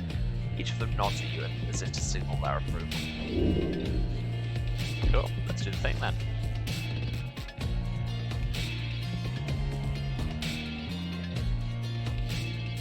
Seriously, this music though. No terroralistas? That howling. Wow, that's really loud. That howling sound, it means they're here. Oh, my scribes, they're here.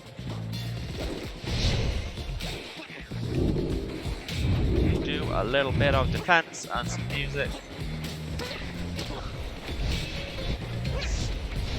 Alright, that. Go away, massive pop-up. Yes, that field disables my aura while I'm in it.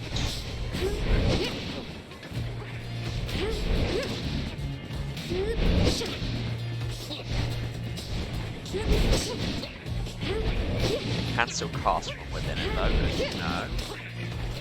You're dead. You're dead.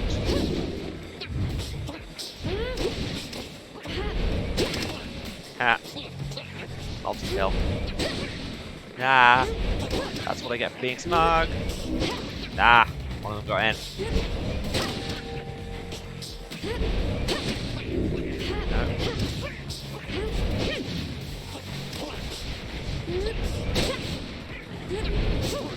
Damn.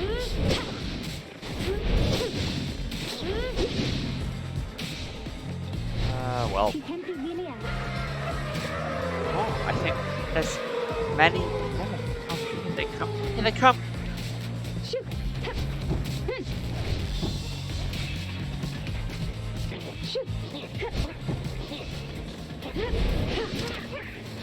Power jump by.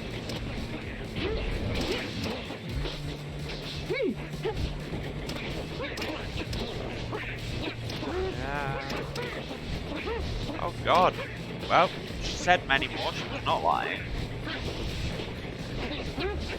I'm doing very poorly, very poorly indeed.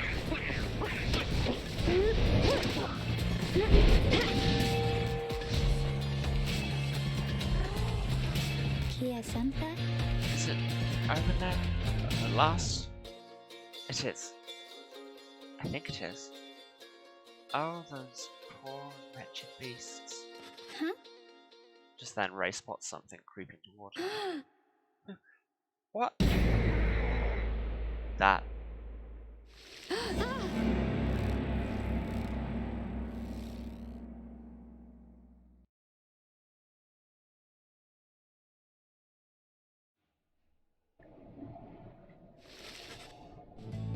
The howling subsides as your fellow exiles scramble out to check on Ray.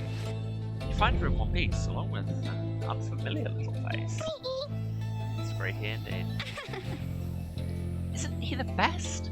Can we keep him? I don't need to do the voice for him. He sets a depth of experience in this creature. At least, judging by Drive-In standards. In fact, you feel a connection to him if you concentrate. Perhaps we can derive some meaning from his calls and screams. Drive-In seems both excited and frustrated by something. You sense some pattern in the Drive-In screeches. He seems welcoming of this. And again, here we see that blurring between reader and mind reader. This Drive-In seems to have history with your black wagoner. Wow. You're beginning to understand him. The Drive-In recognizes you as the new reader of the Nightwings. He's pleased to meet you. You can now understand this unusual Drive-In. The Drive-In seems satisfied at having gotten through to you. You explain to your companions what little you've learned of him so far. No one argues against letting the creature come along. Inside the wagon, the other Drive-Ins stare at him with something like reverence. The Drive-In joined you. He seems to know his way around. Welcome aboard, small animal.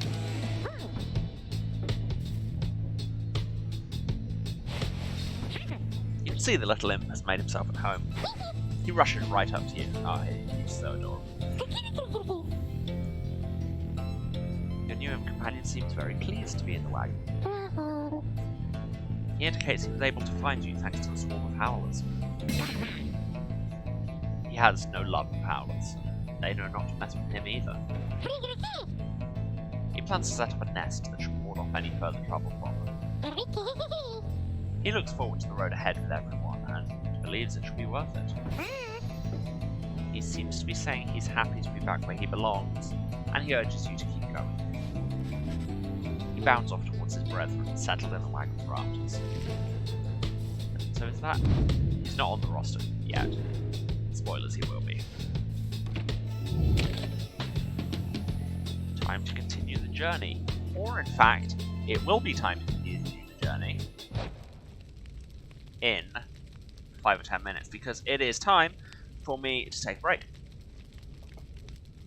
I need to get up and stretch and hydrate and all that good things. All of that good things, apparently. So, yes, I'm going to get up and have a drink, run some ads. And I will be back in 5-10 minutes, where we will continue to wander through the downside, follow the stars, and meet more interesting people. Okay, I shall see you all in a bit. And we're back. Hello everyone. Just immediately start by touching the mic. That's going to sound great on the VOD. Apologies all.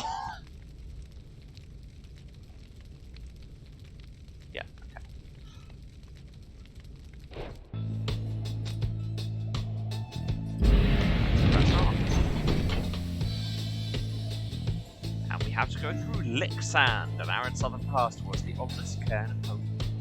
Your new friend seems insistent that you take this path bearing east, and really who are we to deny him?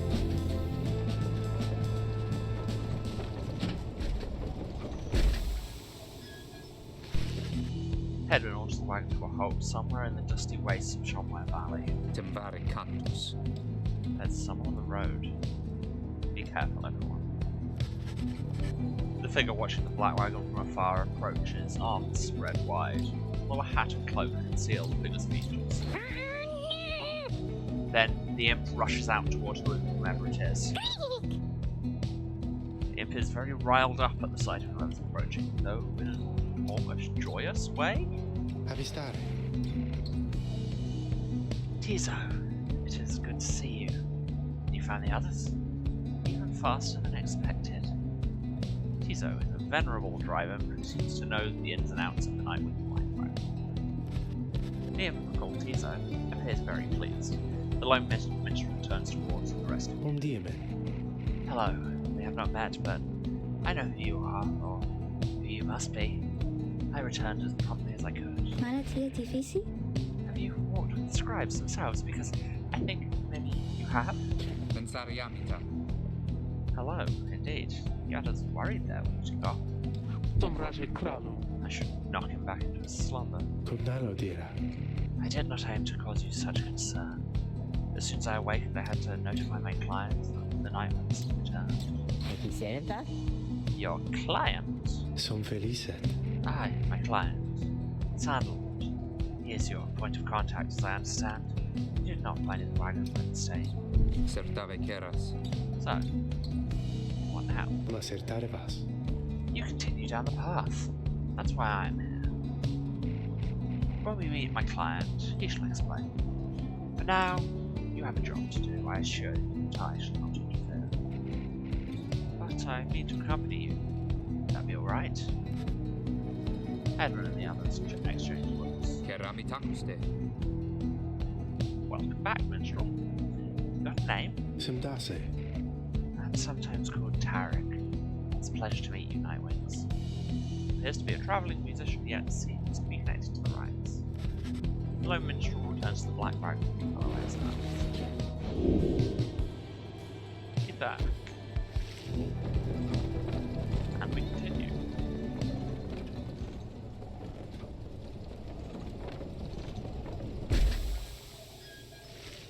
Cairn of Hobe is a foreboding sight. Just hear that the next rite is soon to commence. Ligaratus. Reader, if you have a moment once we are settled on these grounds, I wish to speak with you in the wagon. It's your pleasure.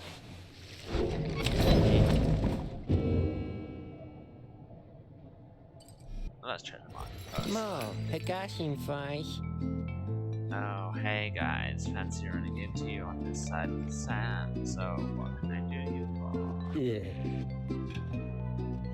Rob, how did you make it all this way ahead of us? Vitoa Polyflash. Come on now, Mr. Greentail, can't just give up all my business secrets, am I right? Miss that in a new What I paper, can do though, seeing as you've been such a good customer and all, is provide for you a sample of a little something you might like. Yeah, check this out. Seeing as you bought that Mooncrest thing up from me last time, why I'm just thinking you can use this, and I got more if you want. We got a pinch of stardust. Yes, talismans all have a rank. You can rank them up to make them better and use stardust for that. Thank you, Ron.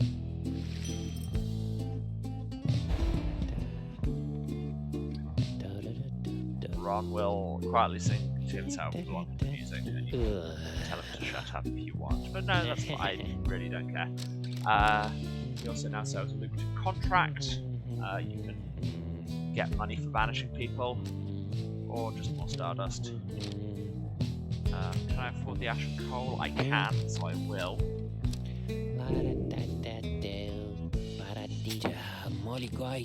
I'll buy some more stardust with point on. I know you're gonna like that stuff, guys. It's pretty. You know what I mean. And if you want some more now, I know just the individual and his dad who can get it can meaning, yeah. Just stop on by some other time.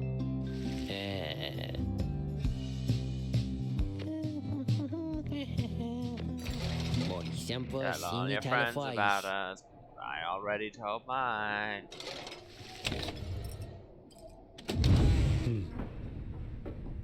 Okay, well, first of all, I'm going to check out the blue country because I have some challenges. Ash and Coal give up Pyre more health. That's a Dario thing. And I can raise the level on some of these things. This raises the chance of him coming back immediately to. Yeah, why not? Yeah. That kind of quality trigger is something useful. Hello, Tarek. The lone minstrel seems to have situated himself in the wagon. He's very still, not unlike when he was sleeping. Audira Ligeratus. Reader, I shall keep this brief, as you shortly have a right you must conduct. You have read something in the Book of Rites, which means that you may know something of my age. On the contrary, you know not what he means, and he soon senses this. Forgive me, for I spoke too soon. Suffice it, I have served the Night Winds for some time. Conduct the rites with glory, and you shall achieve what you seek. The lone minstrel nods farewell to you and steps away. And now we have his loot. The lone minstrel Tarek's musical instrument, with which he chronicles great deeds through song. Well, we've been doing those great deeds, so. And we can use it to play the soundtrack. Which is good, because the soundtrack, and hear me out here, is dope. That's it, listen to Ray's theme. And let's open the Book of Rites. The rope caller, in the words of Golgolthanian, Master General. I knew it was a fool's errand, but my liege she would not listen. Instead insisted to pursue a certain treasure, a celestial orb freshly fallen from the heavens and reaches of the downside. It would be a living legend if only he could grasp it, whispered in his ear that Kaelmo rope caller, his elder and most trusted aide. Would that I slew that man myself. His was a simple yet brilliant ruse to draw the Emperor farther still from his responsibility towards his greed. Thus did the Emperor begin an expedition into the Forsaken Lands. He insisted that he go himself. Little backstory grounds. Let's have a rite, shall we?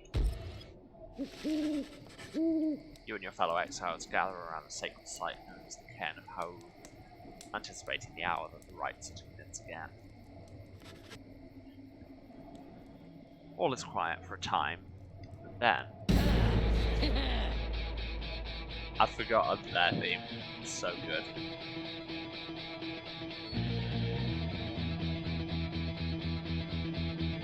God, what's it sound like?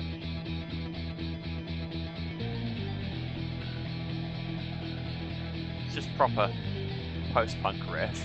Anyway, from out of nowhere charges in a gangly cur. He stops short and gives you a mighty sneer. That's Barker Ashpaws. Real piece of work. Just don't make eye contact. He's a troublemaking cur who thrills in the defeat of the triumvirates who stand against him. Oi, well, would you look at this lot? You've got one of our own. And saw him with the two-leggers. You're a disgrace there, mate. You realise? Good to see you, Barker. You're looking well. Didn't know you knew about the rites. Oh, I know about a lot of things, my friend. For instance, I know you're going to be very, very sad after you wipe the floor with you here. Don't know whose back you scratched to earn yourself a spot on the Iron Mighty Night Wings there, but I'm going to make sure all of you pray. Because why not? Sounds good. Sounds good.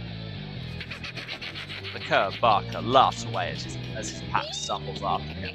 You hear them howling and cackling as the stars above begin to glow.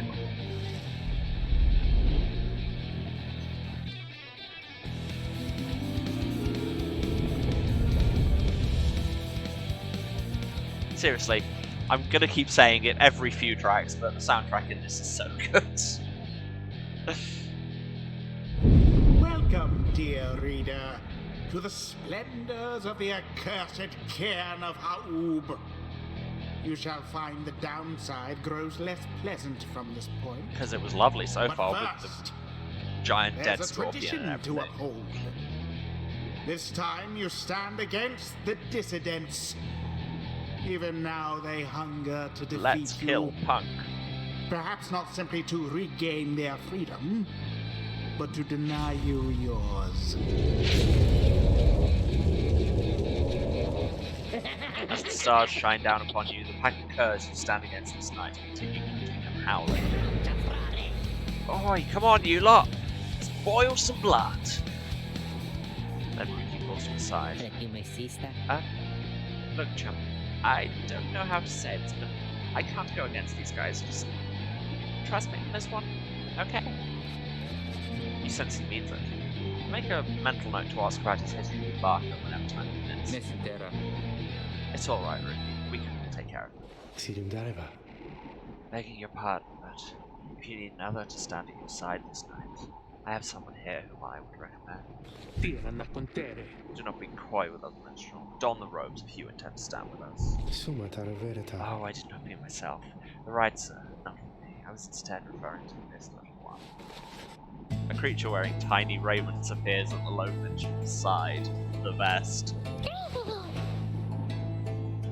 Tizo seems to be volunteering to take on your adversaries at this distance. Kirama. Absurd. The imp knows the rights. Umbre deserta. He knows a great deal. So long as the Night Winds stand together, he should be at their side. Though, you need not take my word for it. Tizo, our adversaries seem to be preoccupied. Perhaps you might quickly show our comrades what you can do. The little imp peers at you. You sense his connection to the rights as he awaits your guidance.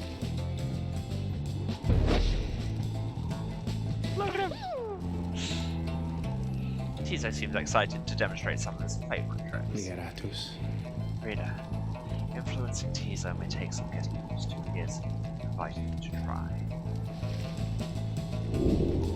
Another joins your ranks? Yes. And a mere imp?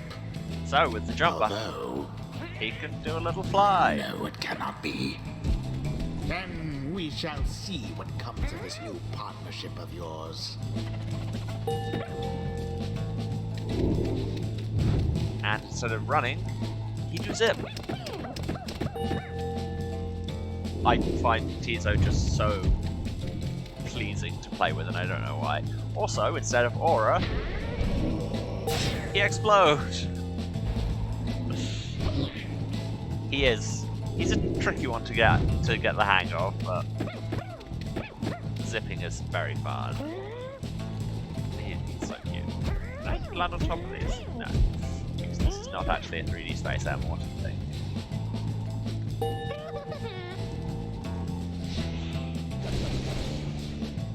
Messare vere. Well done as ever, Tizo.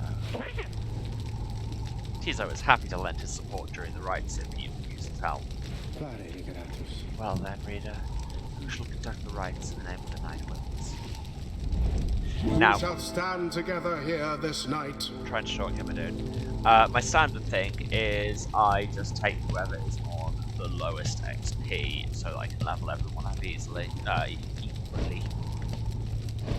And conveniently, there's only 2 people who've made it to level 2, and one of them doesn't want to fight tonight, and the other is Jody. So sadly, we won't have Jody, but we will have Edwin! Garza.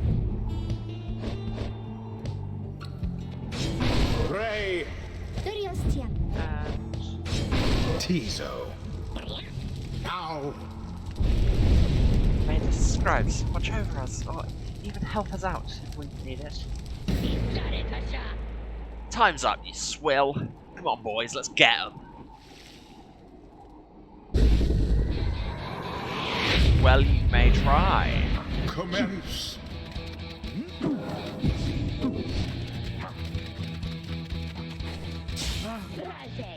Yeah, I didn't really deserve that, so it's all good. Dari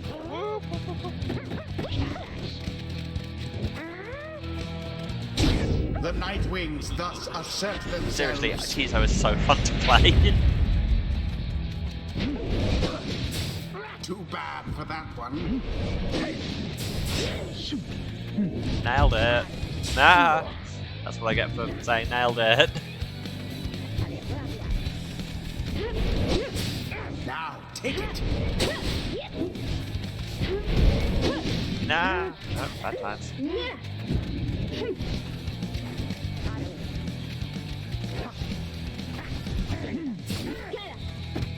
Thanks for this jumping into Headwind's aura while he wasn't moving there. Thanks. Good job, guys. Headwind plunged into their Well, that was power. Ray's aura anyway. Oh. Okay, cool. Completely forgot how his aura cast works. Ray did it. Thanks for passing it to me, I guess.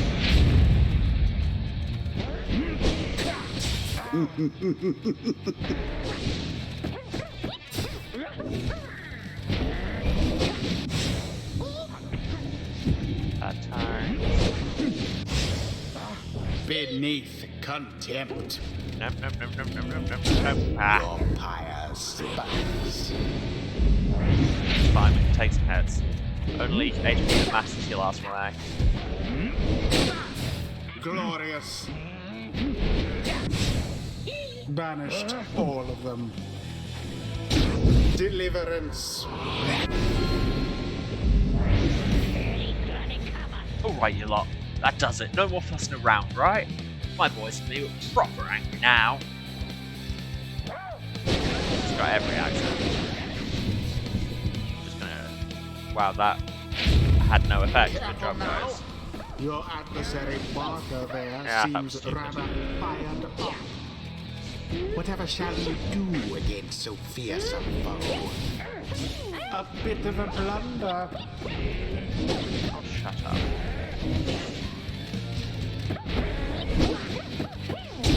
Tizo takes the plunge. Plus, you play as Tizo and you just get the most horrible noises. No of more these. than a lick of flame remains.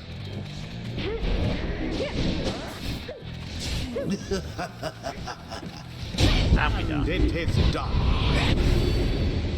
The Nightwings prevail yet again. That's because I'm really good at this. Accomplished effortlessly, I might add. Why, thank you. It's nice to get some kind of The respect. right is complete. That's what to show them. Oh, wow. I thought... Did we just... When? Did we just beat them? Well. I'll be an even ball of dung, but I can't believe you... Just can't believe you shoddy lot showed up for what for like that.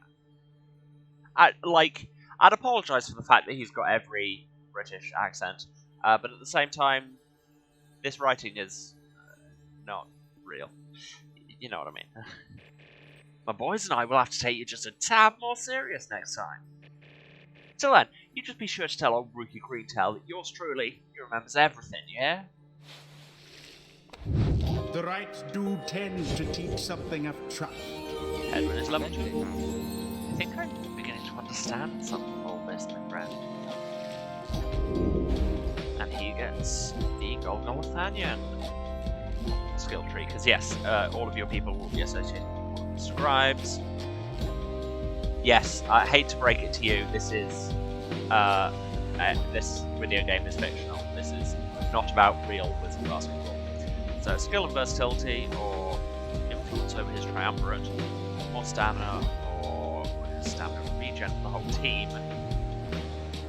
After Headwind scores, we get some health back, or Headwind's team banish people for longer.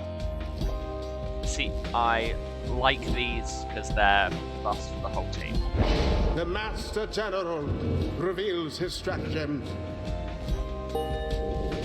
Something's awakened in the moon-touched girl. The scribes, they whisper to me. They do, time to time. And she has things on Kelma Ropecaller, who is not one of the 8 scribes, so that's interesting. Deafness, trickery, or aggression resistance. Take out the wind-up time. Take up the wind-up time for her jumping, sprinting, or for her aura. Infinite stamina while holding the orb. If killed while jumping, goes back to where the jump started, which... no. A devious trick from the rope collar. Enlightenment seldom avails itself to simple imps. Tiso feels solemn respect for the rites and all their myriad complexities. His skill tree is Home Swallow. So, latent and somewhat terrifying power for utility to the rest of the round route. Faster. If banished, he gives us a teleport point that we can take Pyre.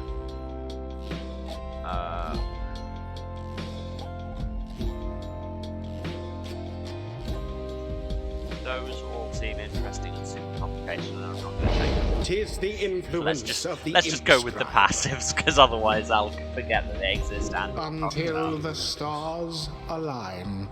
Splendid was your guidance in the night wind, Frida. Your fellows are fortunate to have found one such as you. May you find the freedom that you seek.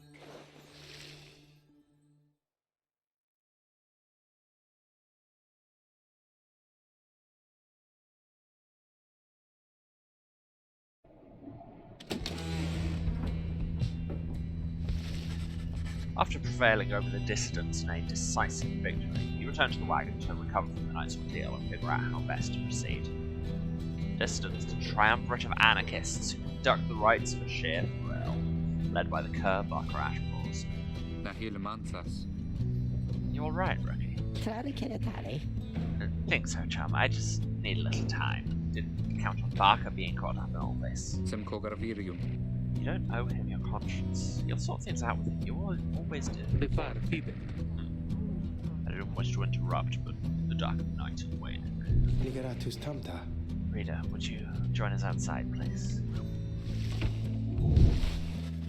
You find Jodariel and the low minstrel gazing into the sky above the valley, which is beginning to grow pale. Look toward the heavens. Let's go and poke a star. Will it be this one? Yes, it will. The fog star burns bright over a fetid cavern in flanking hands.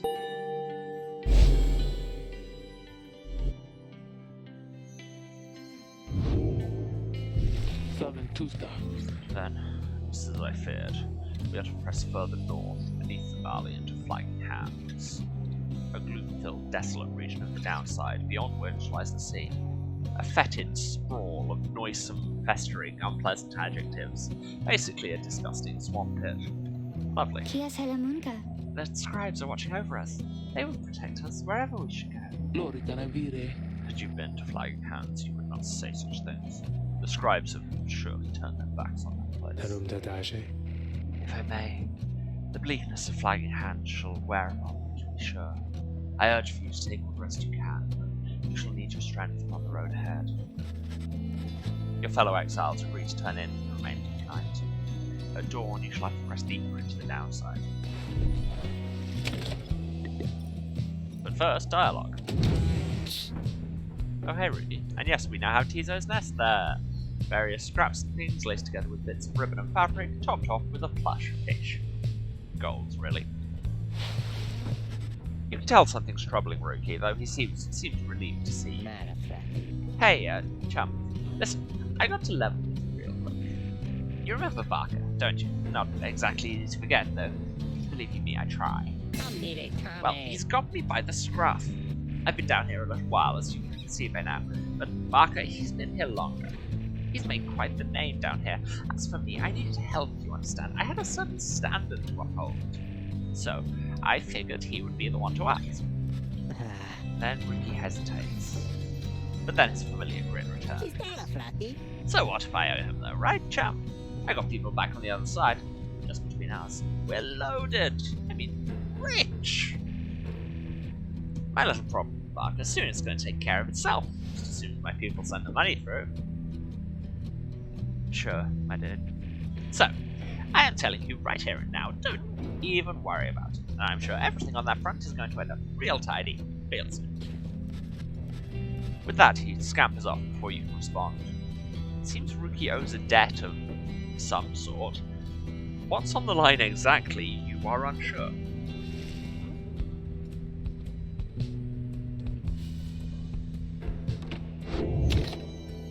Oh, I wanted to read Tizo's bio.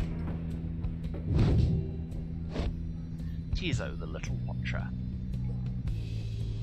He's an imp, ravenous creatures indigenous to the downside, a scant few of which possess a higher intellect. Stand between the imp and its appetite, which to be eaten, downside proverb. And his history? He's a drive-in. Imps specially trained to operate the intricate machinery in the black wagons of the downside. They're born and raised in the downside to operate black wagons and keep other fauna well in check. Do we have anything more listed for any of these? No, we've not really learned much more yet. Let's move on towards this place that everybody hates. Come dawn, you find Hedwyn and Jadariel assessing the current situation with the mental. Are you most certain? Valsare. Aye, madam, I make no claim the journey shall be pleasant, but it is necessary. Stand between the imp and its dinner and have problems. Relatable, yes indeed. Hedwyn motions to you as they continue talking. Quiero taveras. Seems we'll have some work to do once we arrive at Flying Hands. Let's get going as soon as you're ready. The sooner we get there, the sooner we can leave. When you're right, you're right.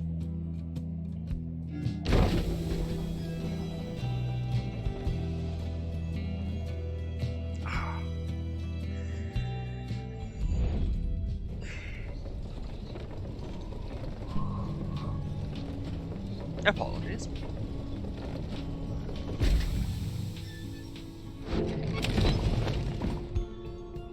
Part of that. Yes, this new chair that I've mentioned. It's not ideal. Yes, welcome to Flying Hands, which is apparently horrible, but it's where we keep the colour. Oh God, okay. I don't know if that's just my stream preview being weird and a bit laggy. Yes, I think it is. Okay.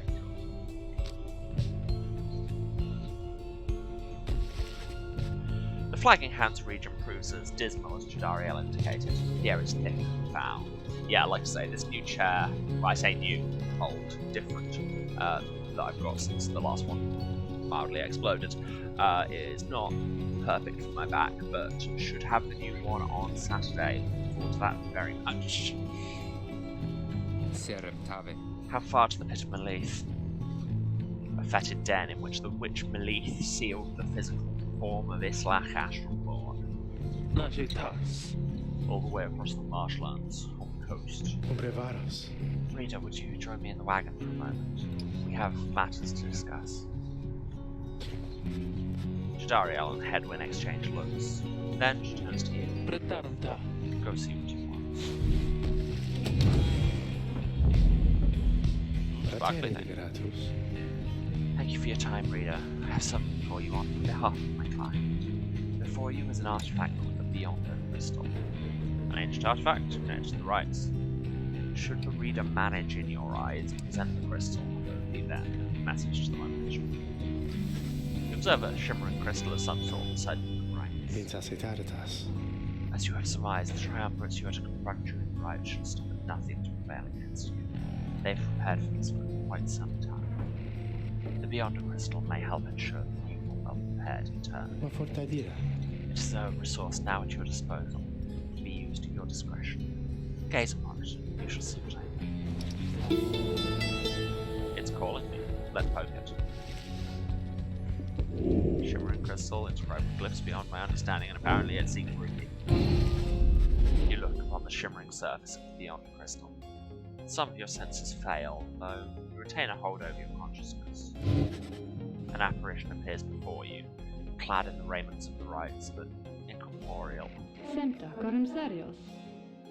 I sense that you are not a total idiot.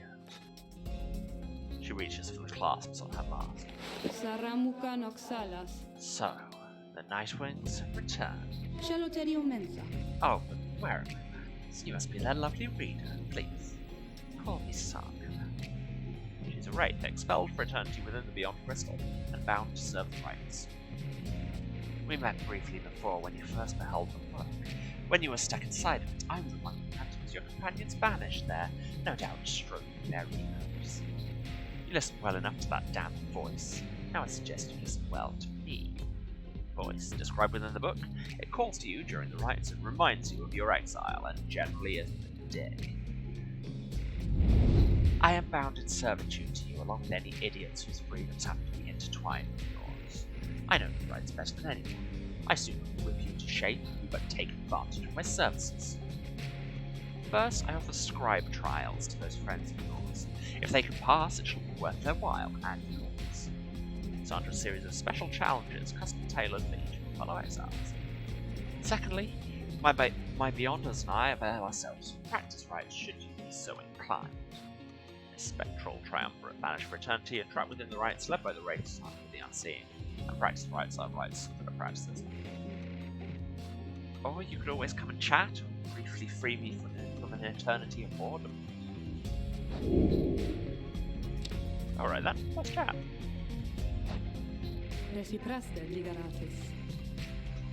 I do appreciate the effort to make small talk with me, reader.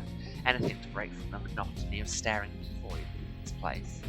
Not that I can see it if I try. She laughs at this. Or maybe at herself. Certainly I could make talk with my fellow Beyonders, trapped here as they are with me. You might expect that we all will keep each other company. There is just one problem there, however. We are all sick of one another. She laughs again, perhaps not at her joke, but instead at her predicament. I do exaggerate to some extent, but there is a certain truth in this. We've been stuck together long enough that we've grown more distant, rather than more close. But I'd best not wear out my welcome with the likes of you, as I've long since done with all the others here. So, carry on for now, and if those fools with whom you travel learn something, come bring them forth to me, and I shall see to it they learn some more. Well, now you mention it, it did say you wanted Ruki for a trial. Indeed. It looks as though one of those failures of yours is ready for a lesson in pain. Are you a pro wrestler? That's a pro wrestler intro. Choose among the worthy, which is currently just Ruki. Everyone else has to level up more. You ask Sandra to administer one of her special rites. What the loudmouth cur? Well, I suppose that he is ready. Technically, I have a litany of reservations about him. But let us bring him forth. Soon Ruki appears and heeds the summons. Chum, why are you looking at me like that? Well, we need to go in a ball so you can learn how to play basketball better.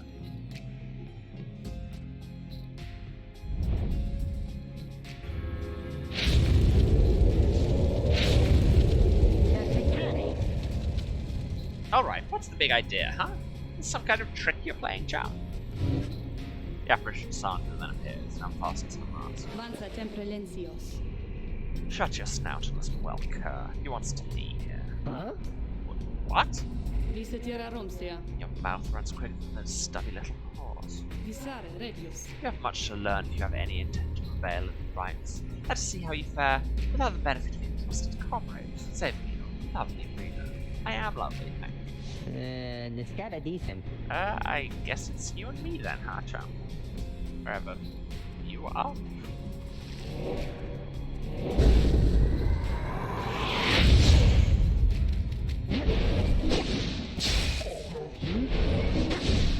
Those are walls.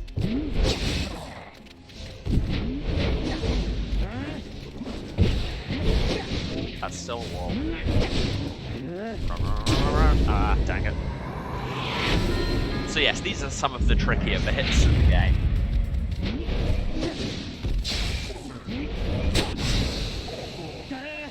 And run. Score. And this is where that bit where I gave him +5 damage really come in handy. And then I could just completely miss my aura cast, that's fun too.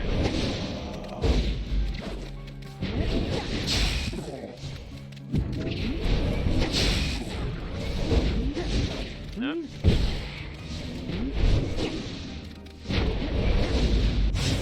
Bad time.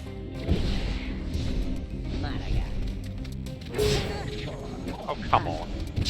I mean, no, that was a solid play. Can't really argue. Run, run, run, run, run, run, run. Ah, dang it. Getting greedy. But no, you don't get to score. That's not a thing you get to do. This is not a thing you should do. Ah, thought I timed that jump right. Didn't. There we go.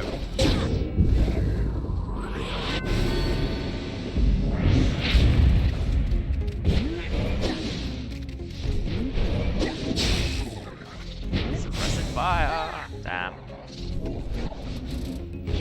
Dang it.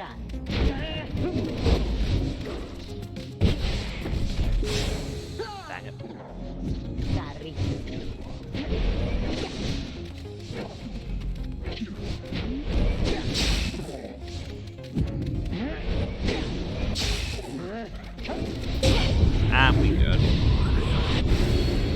I'm good at things. Noxalas. That's how we do it, right, chum? It is. And you acknowledge, likewise, that you did not do it on your own, despite having to face my demon friends all by yourself. You passed my test, Kerr. Congratulations are in order both to you and to your lovely reader. Now, farewell. Back out of my bowl.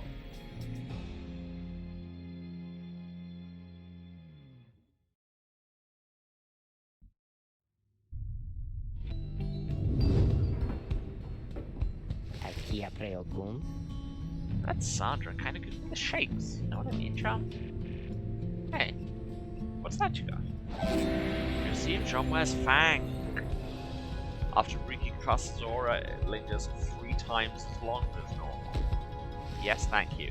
Yes, so once you complete the scribe trials, everyone has a unique artifact connected to their saving choice. Talent, not artifact, that's the thing.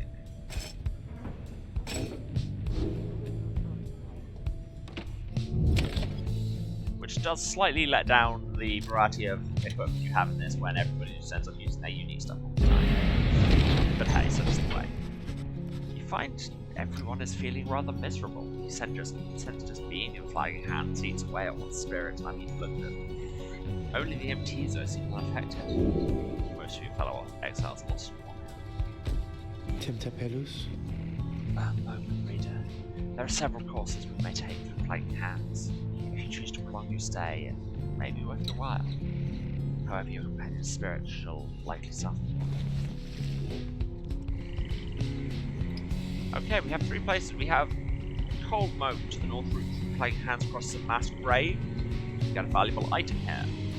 Plaguemont leads straight to the Pit of Relief. Hedward suggests that it will reduce our loss of hope. Or Fallowfield crosses diseased wilted plains and improve a talisman. Ah, let's get a valuable item. Because the real thing with taking my hope down is if I just don't get banished, it doesn't matter. The north route through Flagging Hands is dismal beyond reckoning. There is little talk among your group, yet you sense despair encroaching. Only Tizo seems unaffected. Lose more hope. Later you accompany the lone minstrel to pursue his task. Speak not directly to the living shade. Be true to your heart in responding to its inquiries. Make no attempt to read in the eye. The lone minstrel offers these and other words of advice as you approach the burial mounds of Cold Moon, where many exiles on the downside see their final days. Even a thorough burning failed to cleanse a certain haunted air here. A glimmer of a shade appears before you as you stand surrounded by the dead.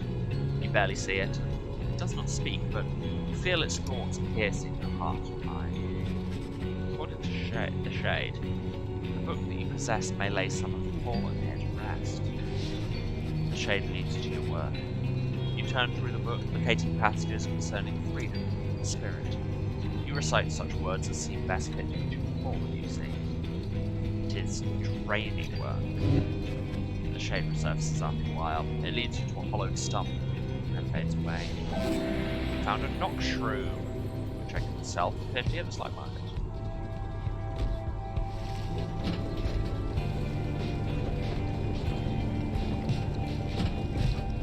I mean, I can see why everybody's got a problem hanging around there.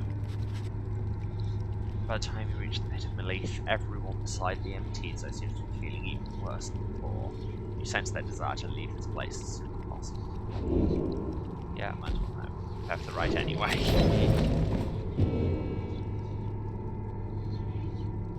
But first, we have a Ron to sell things to. We have Flower Commandaries. oh hey guys, you know this place, a lot of folks, but not a lot of customers, know what I mean? So, have a look around. Well, you can have this mushroom I don't want. I'll buy the Stardust because you really always should.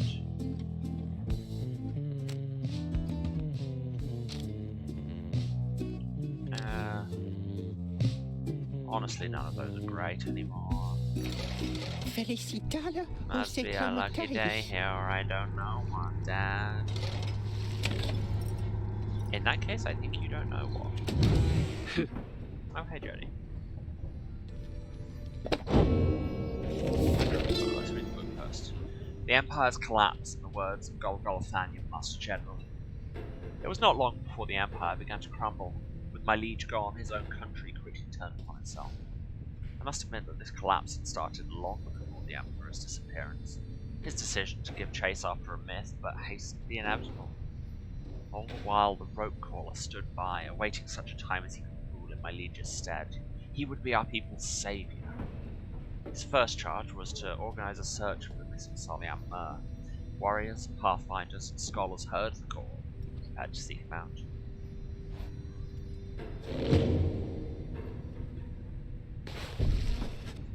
You sensed Jodariel's steel gaze well before you turned to her. Ligaratus. Reader, rummaging about the wagon once again. Tell me something, now that you're here. Eratamerum. Look at me. Are you afraid of me? You consider the question. You've never before met someone like her, but did you know something of what happens to those who remain in the downside for many years? See, I've got yes, no, and say nothing, but there's no nuance there. There's nothing for yes and I'm into it, which is, you know, aka the gay answer.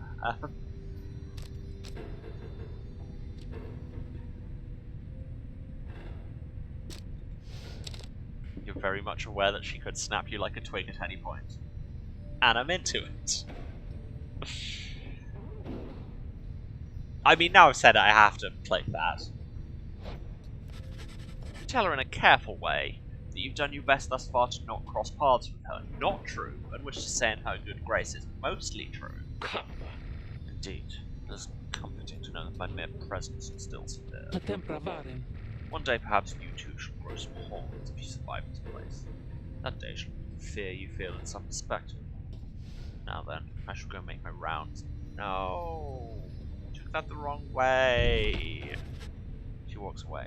You feel the floor of the wagon shake with her step. Sorry!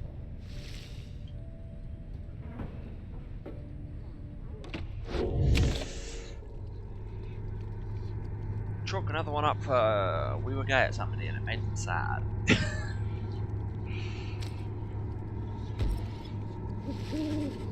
As you make preparations for the coming rite, you wonder if the stars above will even be visible through the dense fog hanging over into Melith. Then, Tizo seems to be very concerned by something in that vicinity. The little imp disappears in a hurry. Oh, is Tizo alright? He was so frightened. Irum sacugnare. He was not frightened, he was issuing a warning. Sidanta. Silence. Everyone take cover. Dariel makes a quick note of several hiding places among the nearby crags and rotted husks. You wait. Something about the place dampens your senses. All you feel is a creeping dread. Then, in shadows, a writhing shape slides forward, its hulking form draped in raiment. The shape stops. Slowly, its head turns from one of you to the next. Each in turn. Wise of ye to hide yourselves from us, little nightwings. Ye trespass on the resting place of the astral. We shall see when the stars muster courage to illuminate this place. Creature vanishes into the dark. After a time, your companions comes a bog crone. Serpentine creatures, native to the Commonwealth's southern bottoms. Widely fitted. Though formerly part of the Commonwealth, their bog crones tend to keep to themselves. Sumagasenta. That was the witch of Melton withdrawn. She is an ancient witch with an unhealthy obsession for Islah, the attribute of monstrosity. And the withdrawn and triumvirate bog dwellers, compelled by sinister forces rather than by freedom. Tizo makes clear that he has no love for Melda. Cum sera rictus. Although the rites dictate she cannot harm you mortally. With her, best not to take unnecessary chances. Sigram attempta. We'll take what chances we can get in all of this. Everyone, it's time.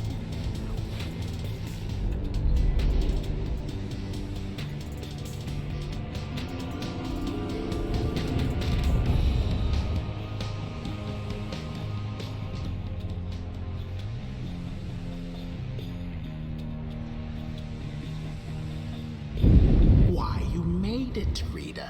Yes, we did. Made it all the way to the detestable pit of Melith. Yes, it is. In doing so, of course, you have disturbed your ancient adversaries, the Withdrawn. Seems like. The deranged witch who leads them has big plans in store, should she prevail in all this.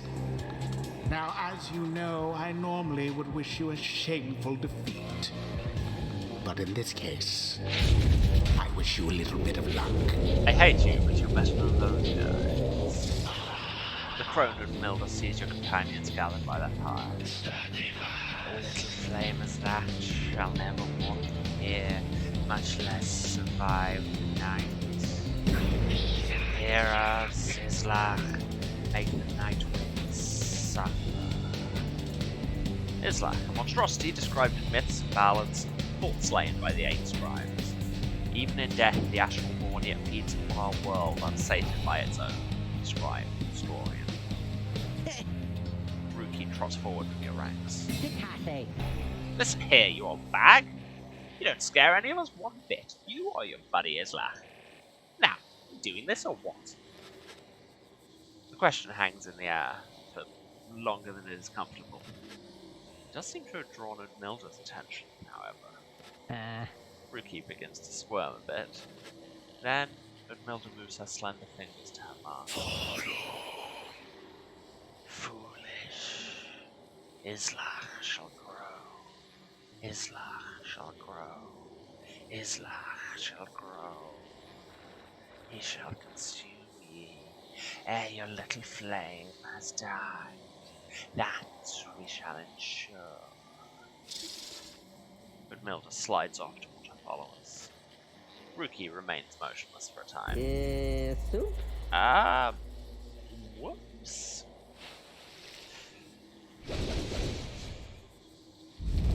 Who shall conduct the rites? Who's on the lowest XP? That would be Ray. Ray. And P. Ruki. And Tizo. Tizo. All the It is done. letters. Tizo and Reg take on the withdrawn alongside Ray and Ruki. That's where you go. Islah shall find you and devour you. you'll notice how instead of the clean circle of our aura, witches have a kind of cloud around them. That is because they don't have kind of a passive aura. Well, that told me. That's not how I thought they worked. Tizo murders everyone and Glory to the Nightwings, first of all. In that case, I don't totally know how their auras work.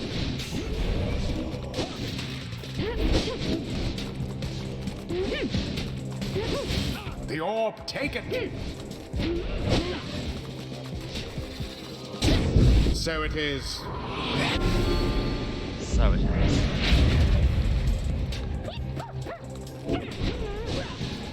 Yeah, I mean, it's totally fine saying that with all due respect. That phrase is get out right.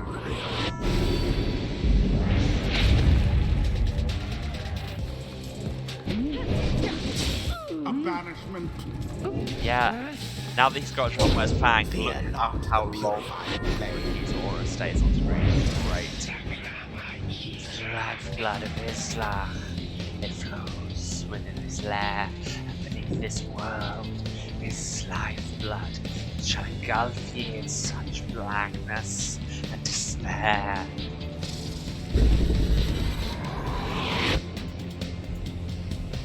Oh, maybe avoid those. The witch invokes a profane name I shan't repeat. Best beware of foul sorceries. Well, that almost went very wrong.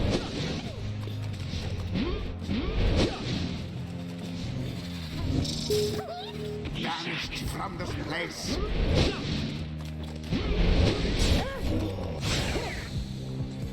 That was a really stupid move. Why did I do it? Unacceptable. I mean, agreed, to be honest.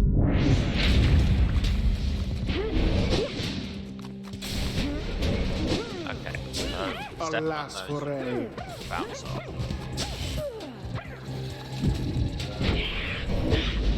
Yes, and that's the other thing for Crones, is they have a shotgun. Well, now that was exciting.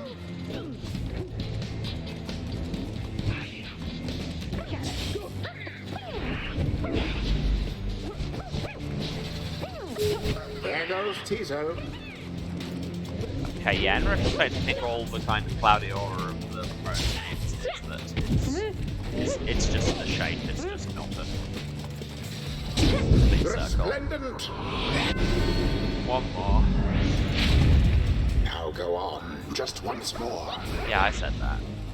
Oh, and jumped into the poison and died. I suppose Do I asked it, for damn. that.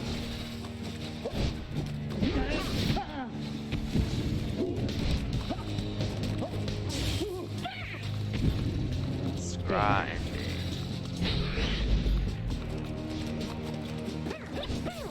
And now we zip. If I were Damn it. that one, I'd be rather angry. Damn it, damn it, damn it, damn it, damn it, damn it, damn it, damn it. It's more quick. No. Disaster. Wow, I'm not doing great here. But then, I did frankly, wildly suboptimal team. Speaking of wildly suboptimal, there's the fact that they weren't defending at all. The Nightwings once again prevail. Yeah, we do, because I'm really good Right at conducted things. with aplomb. With so many plants. The right is done. The scribes, they vanquished Islach just as we prevailed tonight. See? Those bog dwellers, they're just a bunch of hissy talk. Tizo praises everyone's courage against Umel. Islach, we have failed thee, and the deed shall be repaid in blood. As for ye, fools, ye shall be consumed, and everything around ye, from the soil to the stars, ye shall see. Boundless are the teachings Well, of the get scribes. wrecked, I guess.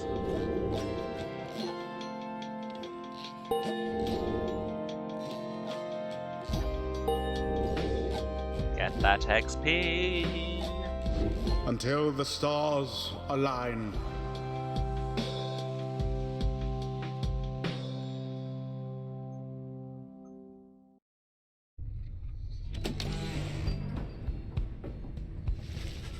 Having defeated the Withdrawn rather soundly, you and the others have some moments to recover from the ordeal in the relative safety of the Blackwagon. So, when can we get out of here? تكلمت. What, Greentail had enough of a builder's hospitality in time? You tarifati. Oh, joking. Yeah, thanks, I'm good. Vala requiescere. The reader and the stars will point the way as ever. It's just... so far we've kept on going north. If that's the case again this time. Monta per Taros. The Sea of Solace spreads north and west from here for untold leagues. I could not tell you when last a vessel dared to sail the waters. An impossible oceanic expanse pockmarked with little islands. Attempts to sail across the drowned sea do not usually turn out so well. Tizo asserts himself during the conversation. Camraves. What's the matter, little one? Tizo is trying to get you to come look at something outside the wagon. Somebody stuck in a well. Reader, please go see what he wants. You excuse yourself. Follow the image into the dark of night. You find Ray and the lone minstrel already gazing at the stars. Magania Filifasi? Can you not read the stars yourself, then, Mr. Minstrel? Ma fortadira. I fear it is not so simple as matters that can or cannot when it comes to me, Ray. We shall see what the reader has to say, but this is their charge. And here they are, in fact. Thank you for fetching them, Tizo. Tizo is happy to have obliged the lone minstrel. Satraverunta.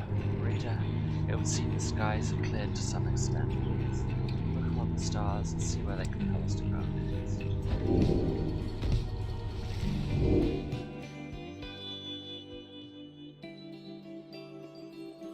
Yep, here's the next one. Horrors, the Azure Star. The Azure Star burns bright over the ruins of a lost frigate in the Sea of Solace.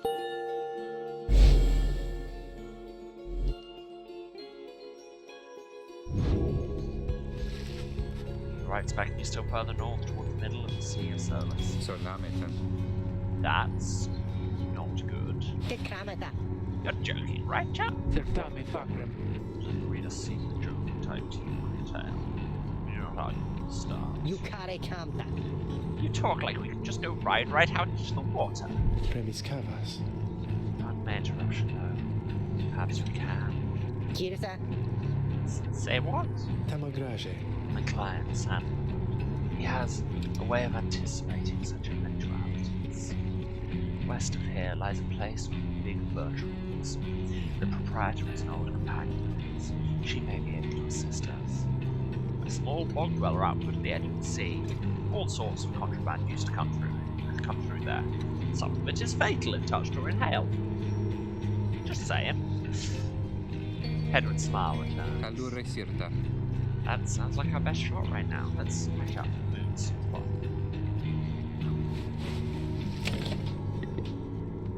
Sure, but first somebody wants to talk to me. It's tiring, everyone. Are legaratus. Greetings, reader. It is good that you are here, for there is something that I wish to tell you privately. You have a moment? I should not keep you long, though. I know your time is precious. Well, yeah, sure. You bid him to continue and make clear you're interested in whatever he has to say. Nas petaritas. Very well, and thank you for your time. And I should further note, matters that pertain directly to the rites I must reveal to you alone, and thus I am obliged. In any case, when you confronted the Withdrawn of Witch of Milton, you might recall she tended to invoke a certain name. Isla, the Astral Born. I hesitate to say it even now. You would be forgiven if you took the ravings of Brunhilde for mere nonsense. However, her words, as it turns out, ring with a certain truth. Before the union of the 8 scribes, when they first found themselves here in the downside, this land was even less hospitable, if I can believe. Kirasi feret. It was ruled over by the greater Titans. The one called Isla was the eldest and most fierce of the lot. Colossal monsters that once roamed the downside. The scribes together slew them one by one. Through this, forged their bonds. God loves regard to Tanomaki. Just the same, the scribes managed to defeat it. They later used Islak's own hide and it brought to mind rights. However, Islak did not truly die, but by some accounts, he seems to be incapable of death. The creature is regenerating even now, though very, very slowly. And I have a book made of it. Its vow was to devour this land and everything in it. Only then can it return unto the heaven plane that banished it to ours. Cogna Benedictus. So in a way, it is an exile, just like you. If ever should the creature be reborn, it shall be many ages hence. Thus the ravens could melt up, realizing its retention to the wild.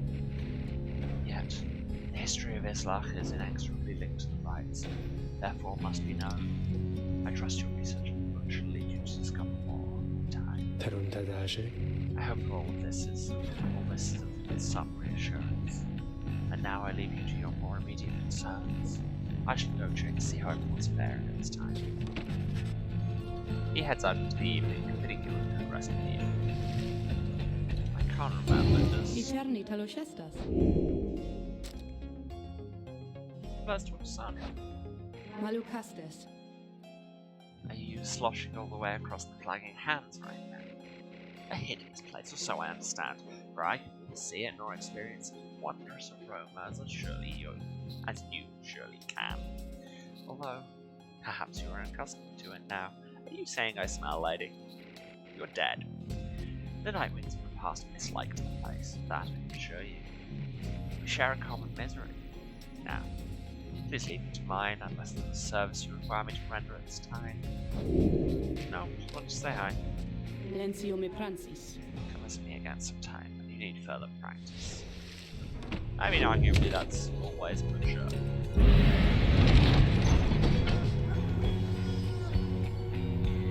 Big Bertrands. I don't know why I find that name so funny.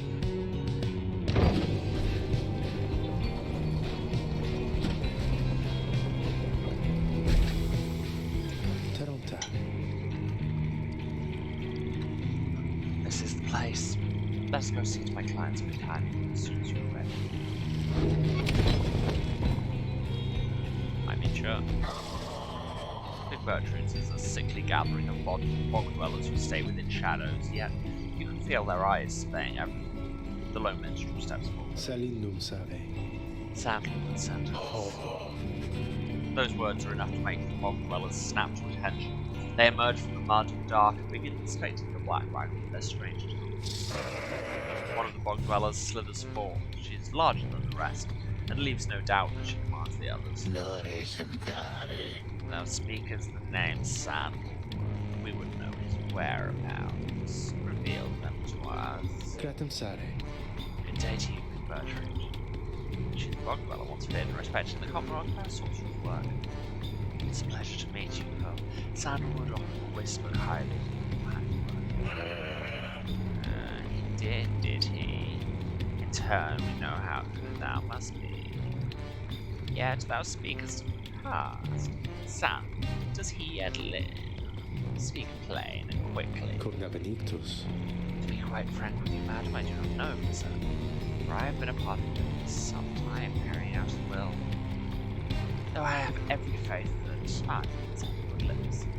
As for his current whereabouts, I understand that he waits somewhere near Waking, beyond the waters. A labyrinth of a forest on the western half of the Black Basin. Few know their way around it. The path to the sacred Mount Elodiel lies far beyond these summit woods. We wish to seek him there, though, as you can see, our wagon is ill suited to the task. The one called Bertrand frowns at this, studying the low mention for a while. Indeed. Then leave us. Return at dawn. That's all. La forte varos. By your grace, Big Bertrand. The low minstrel turns away, but Heaven stops. Commentus. Hold on. Are you sure about this? Leaving the wagon in that cab? Varosta sare. All should be in accordance with my client's plan. Jeheritarimas. Keep calling Sandalwood your client. He must warn you well. Sio tanta. Aye, in a manner of speaking. He helped me find a sense of purpose I thought lost. Edward nods at this, then turns to you. Juncasetaste. Well, my friend, I guess we'll see what happens, right? I'm just let the others know. Find yourself in time for a vacation while one girls go about their business. Well, let's keep reading the book.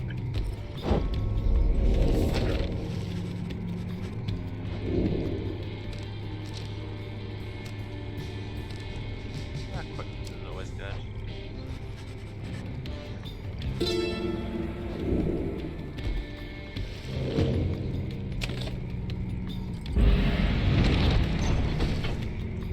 The lone minstrel finds you early the next day. Ligeratus tamta. Reader, it is ready. Please come have a look. The others are already there. The lone minstrel beckons you to come see the wagon.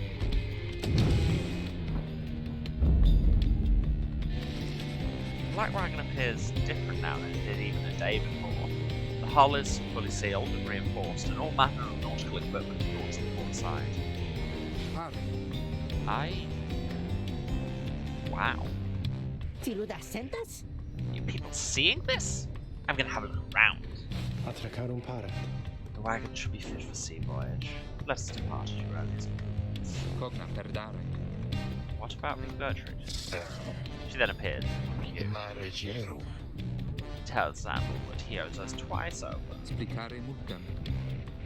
If I may be Gertrude, tell him yourself if you wish to accompany us on our voyage north. Our group won't with your vast experience. Dare thee make flirtations upon us? No, No. But should you see that Sandalwood, tell him also to come to visit us again. Now be gone from here. Tell no one. Hate babies. She slithers off without another word. Soon the lone minstrel breaks the silence. Ostia recognare. We are fortunate that she assisted us, but we should go, just as she said. I know the navigation controls. Shall I explain? Liriamita.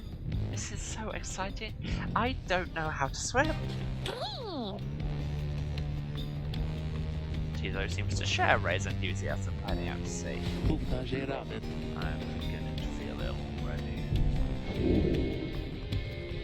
We are seaworthy. We have boat. We have make boat. Go to Worm Gulf with boat.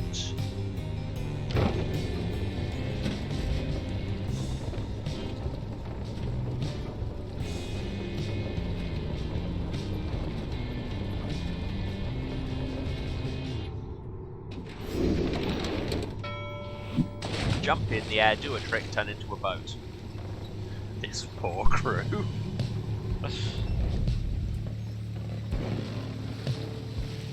The black wagon is now a boat wagon. You and your companions watch the sea as your wagon rolls over the gentle waves. Navera fejon. We have crossed into Worm Gulf. I hope that all of you are acclimating well. This is such a good ride. The tempestuous Sea of Solace, lies beyond this death-still body of water. Exiled worms from the Sea Dominion naturally congregate around here. Melia grare. There is no acclimating to these worm-infested waters. Risk everything to sail here.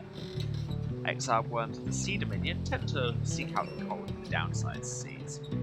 Known for being reckless and single-minded, they were perfectly suited to fill the confluence of our lives. Nunca parathus. As long as we follow the cold current Big Gertrude indicated, we should be safe. Atracarum valsa. Our next right is in the middle of the sea. How will our adversaries meet us there? Dolorigasta. They shall find their way, as we found ours. This is all part of the scribe's design.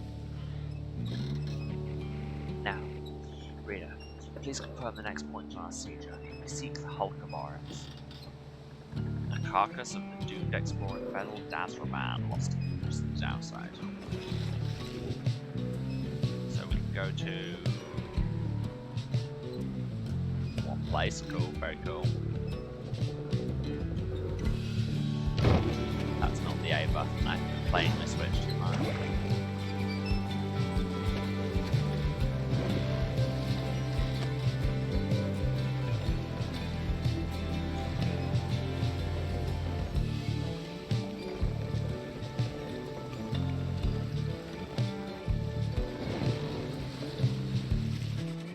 The wagon continues rolling gently across the waves, which seems to you a welcome change of pace after having come from fighting hands very long ago. However, Jodariel seems more concerned now than before, paces ceaselessly. When she notices Ruki, she stops him with some questioning. Tenara grave. Retail, how is he doing? Lokagarin? Who, Hedwin? Oh, he's pretty much the same. Been up all night, wrenching into the waters, if I had to guess. His first time out at sea. Nin. His first. She turns to you. Ligaratus. Reader, please check on Hedwin when you have the opportunity. He requires our support. We require his swift recovery. We wish them a good afternoon as you go check up on the others. Later, you find Hedwin looking out of sorts. Corrare se. Oh, hello, my friend. It's just the sea hasn't been good for me, I guess. It's funny. All this trouble just to get back to the Commonwealth of all places. Hey, tell me something. What do you miss most about that place?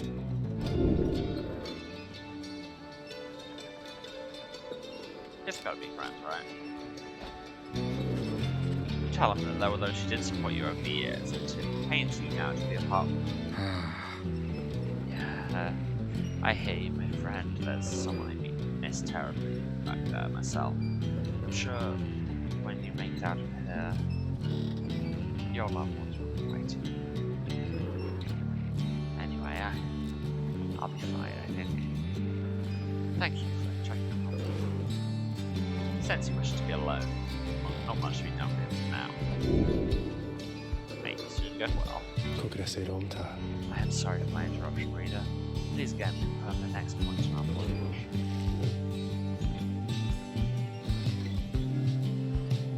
The Sea of Solos. Which is where I thought we already were.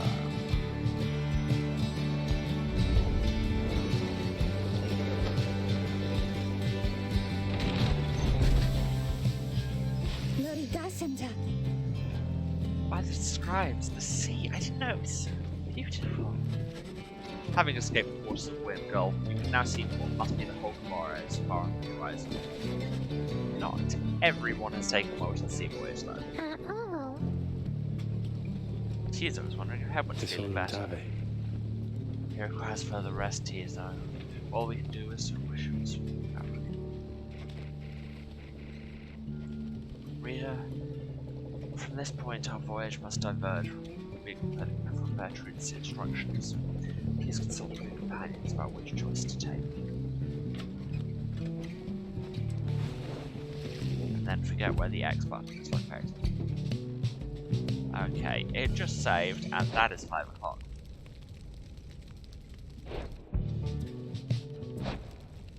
Don't know why I clicked load checkpoint, that would have made it much worse if I was wrong.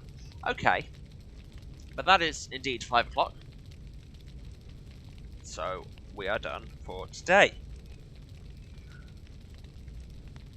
Sorry again about it not being the game I advertised, because computers hate me occasionally. But, time for the wrap up. If you've been watching this, you know where I am, but just in case, this is twitch.tv/Serasent, SERASENT. I am streaming here every Tuesday, Thursday, and Saturday at 2 PM GMT. That's 9 AM Eastern, 6 Pacific. Other time zones are available. And I'm playing through a bunch of different video games, currently Pyre, as you can see on account of the episode of Pyre I just did. If you miss anything on the VODs, for the last 2 months they are still up on Twitch, but for anything older, there is my YouTube, also Serasent, goes all the way back to the start of the channel, and I've even started uploading some of Paradise Killer. Got there in the end. If you've enjoyed this, you can follow us on Twitch or sub on YouTube to get notified when we've got new content up. Or if you thought me playing Wizard Basketball was particularly worth your money, you can of course cheer and sub on Twitch, but there is very much no requirement to just come and hang out and chill. It's all good. What else? If you need any more updates on the stream, or me basing a game choice off a dumb poll that then didn't even work, or anything like that. Yes, thank you, Abby. I know, I'm getting to it. Yes, if you need any of that, check me out on Twitter at Waruce, that's WARUCE. Or, if you want to see even more of me, check me out Saturday nights at 6:30 PM Eastern, that is 11:30 GMT, because who sleeps anymore? Where I am playing in a Vampire the Masquerade V5 Fall of London Chronicle, and it is a lot of fun, and that's... Yes, I asked what else, it was rhetorical. And that is at twitch.tv/The Bard's Playhouse, TheBardsPlayhouse. And now that actually is everything, no matter what chat might tell you. This is very neat and I can't wait for more. Oh, I'm glad you're enjoying it, because God knows I am, I love this game. Yes, that, I think, is everything. So I will say goodbye, and I will see you again on Saturday. Okay, love you all.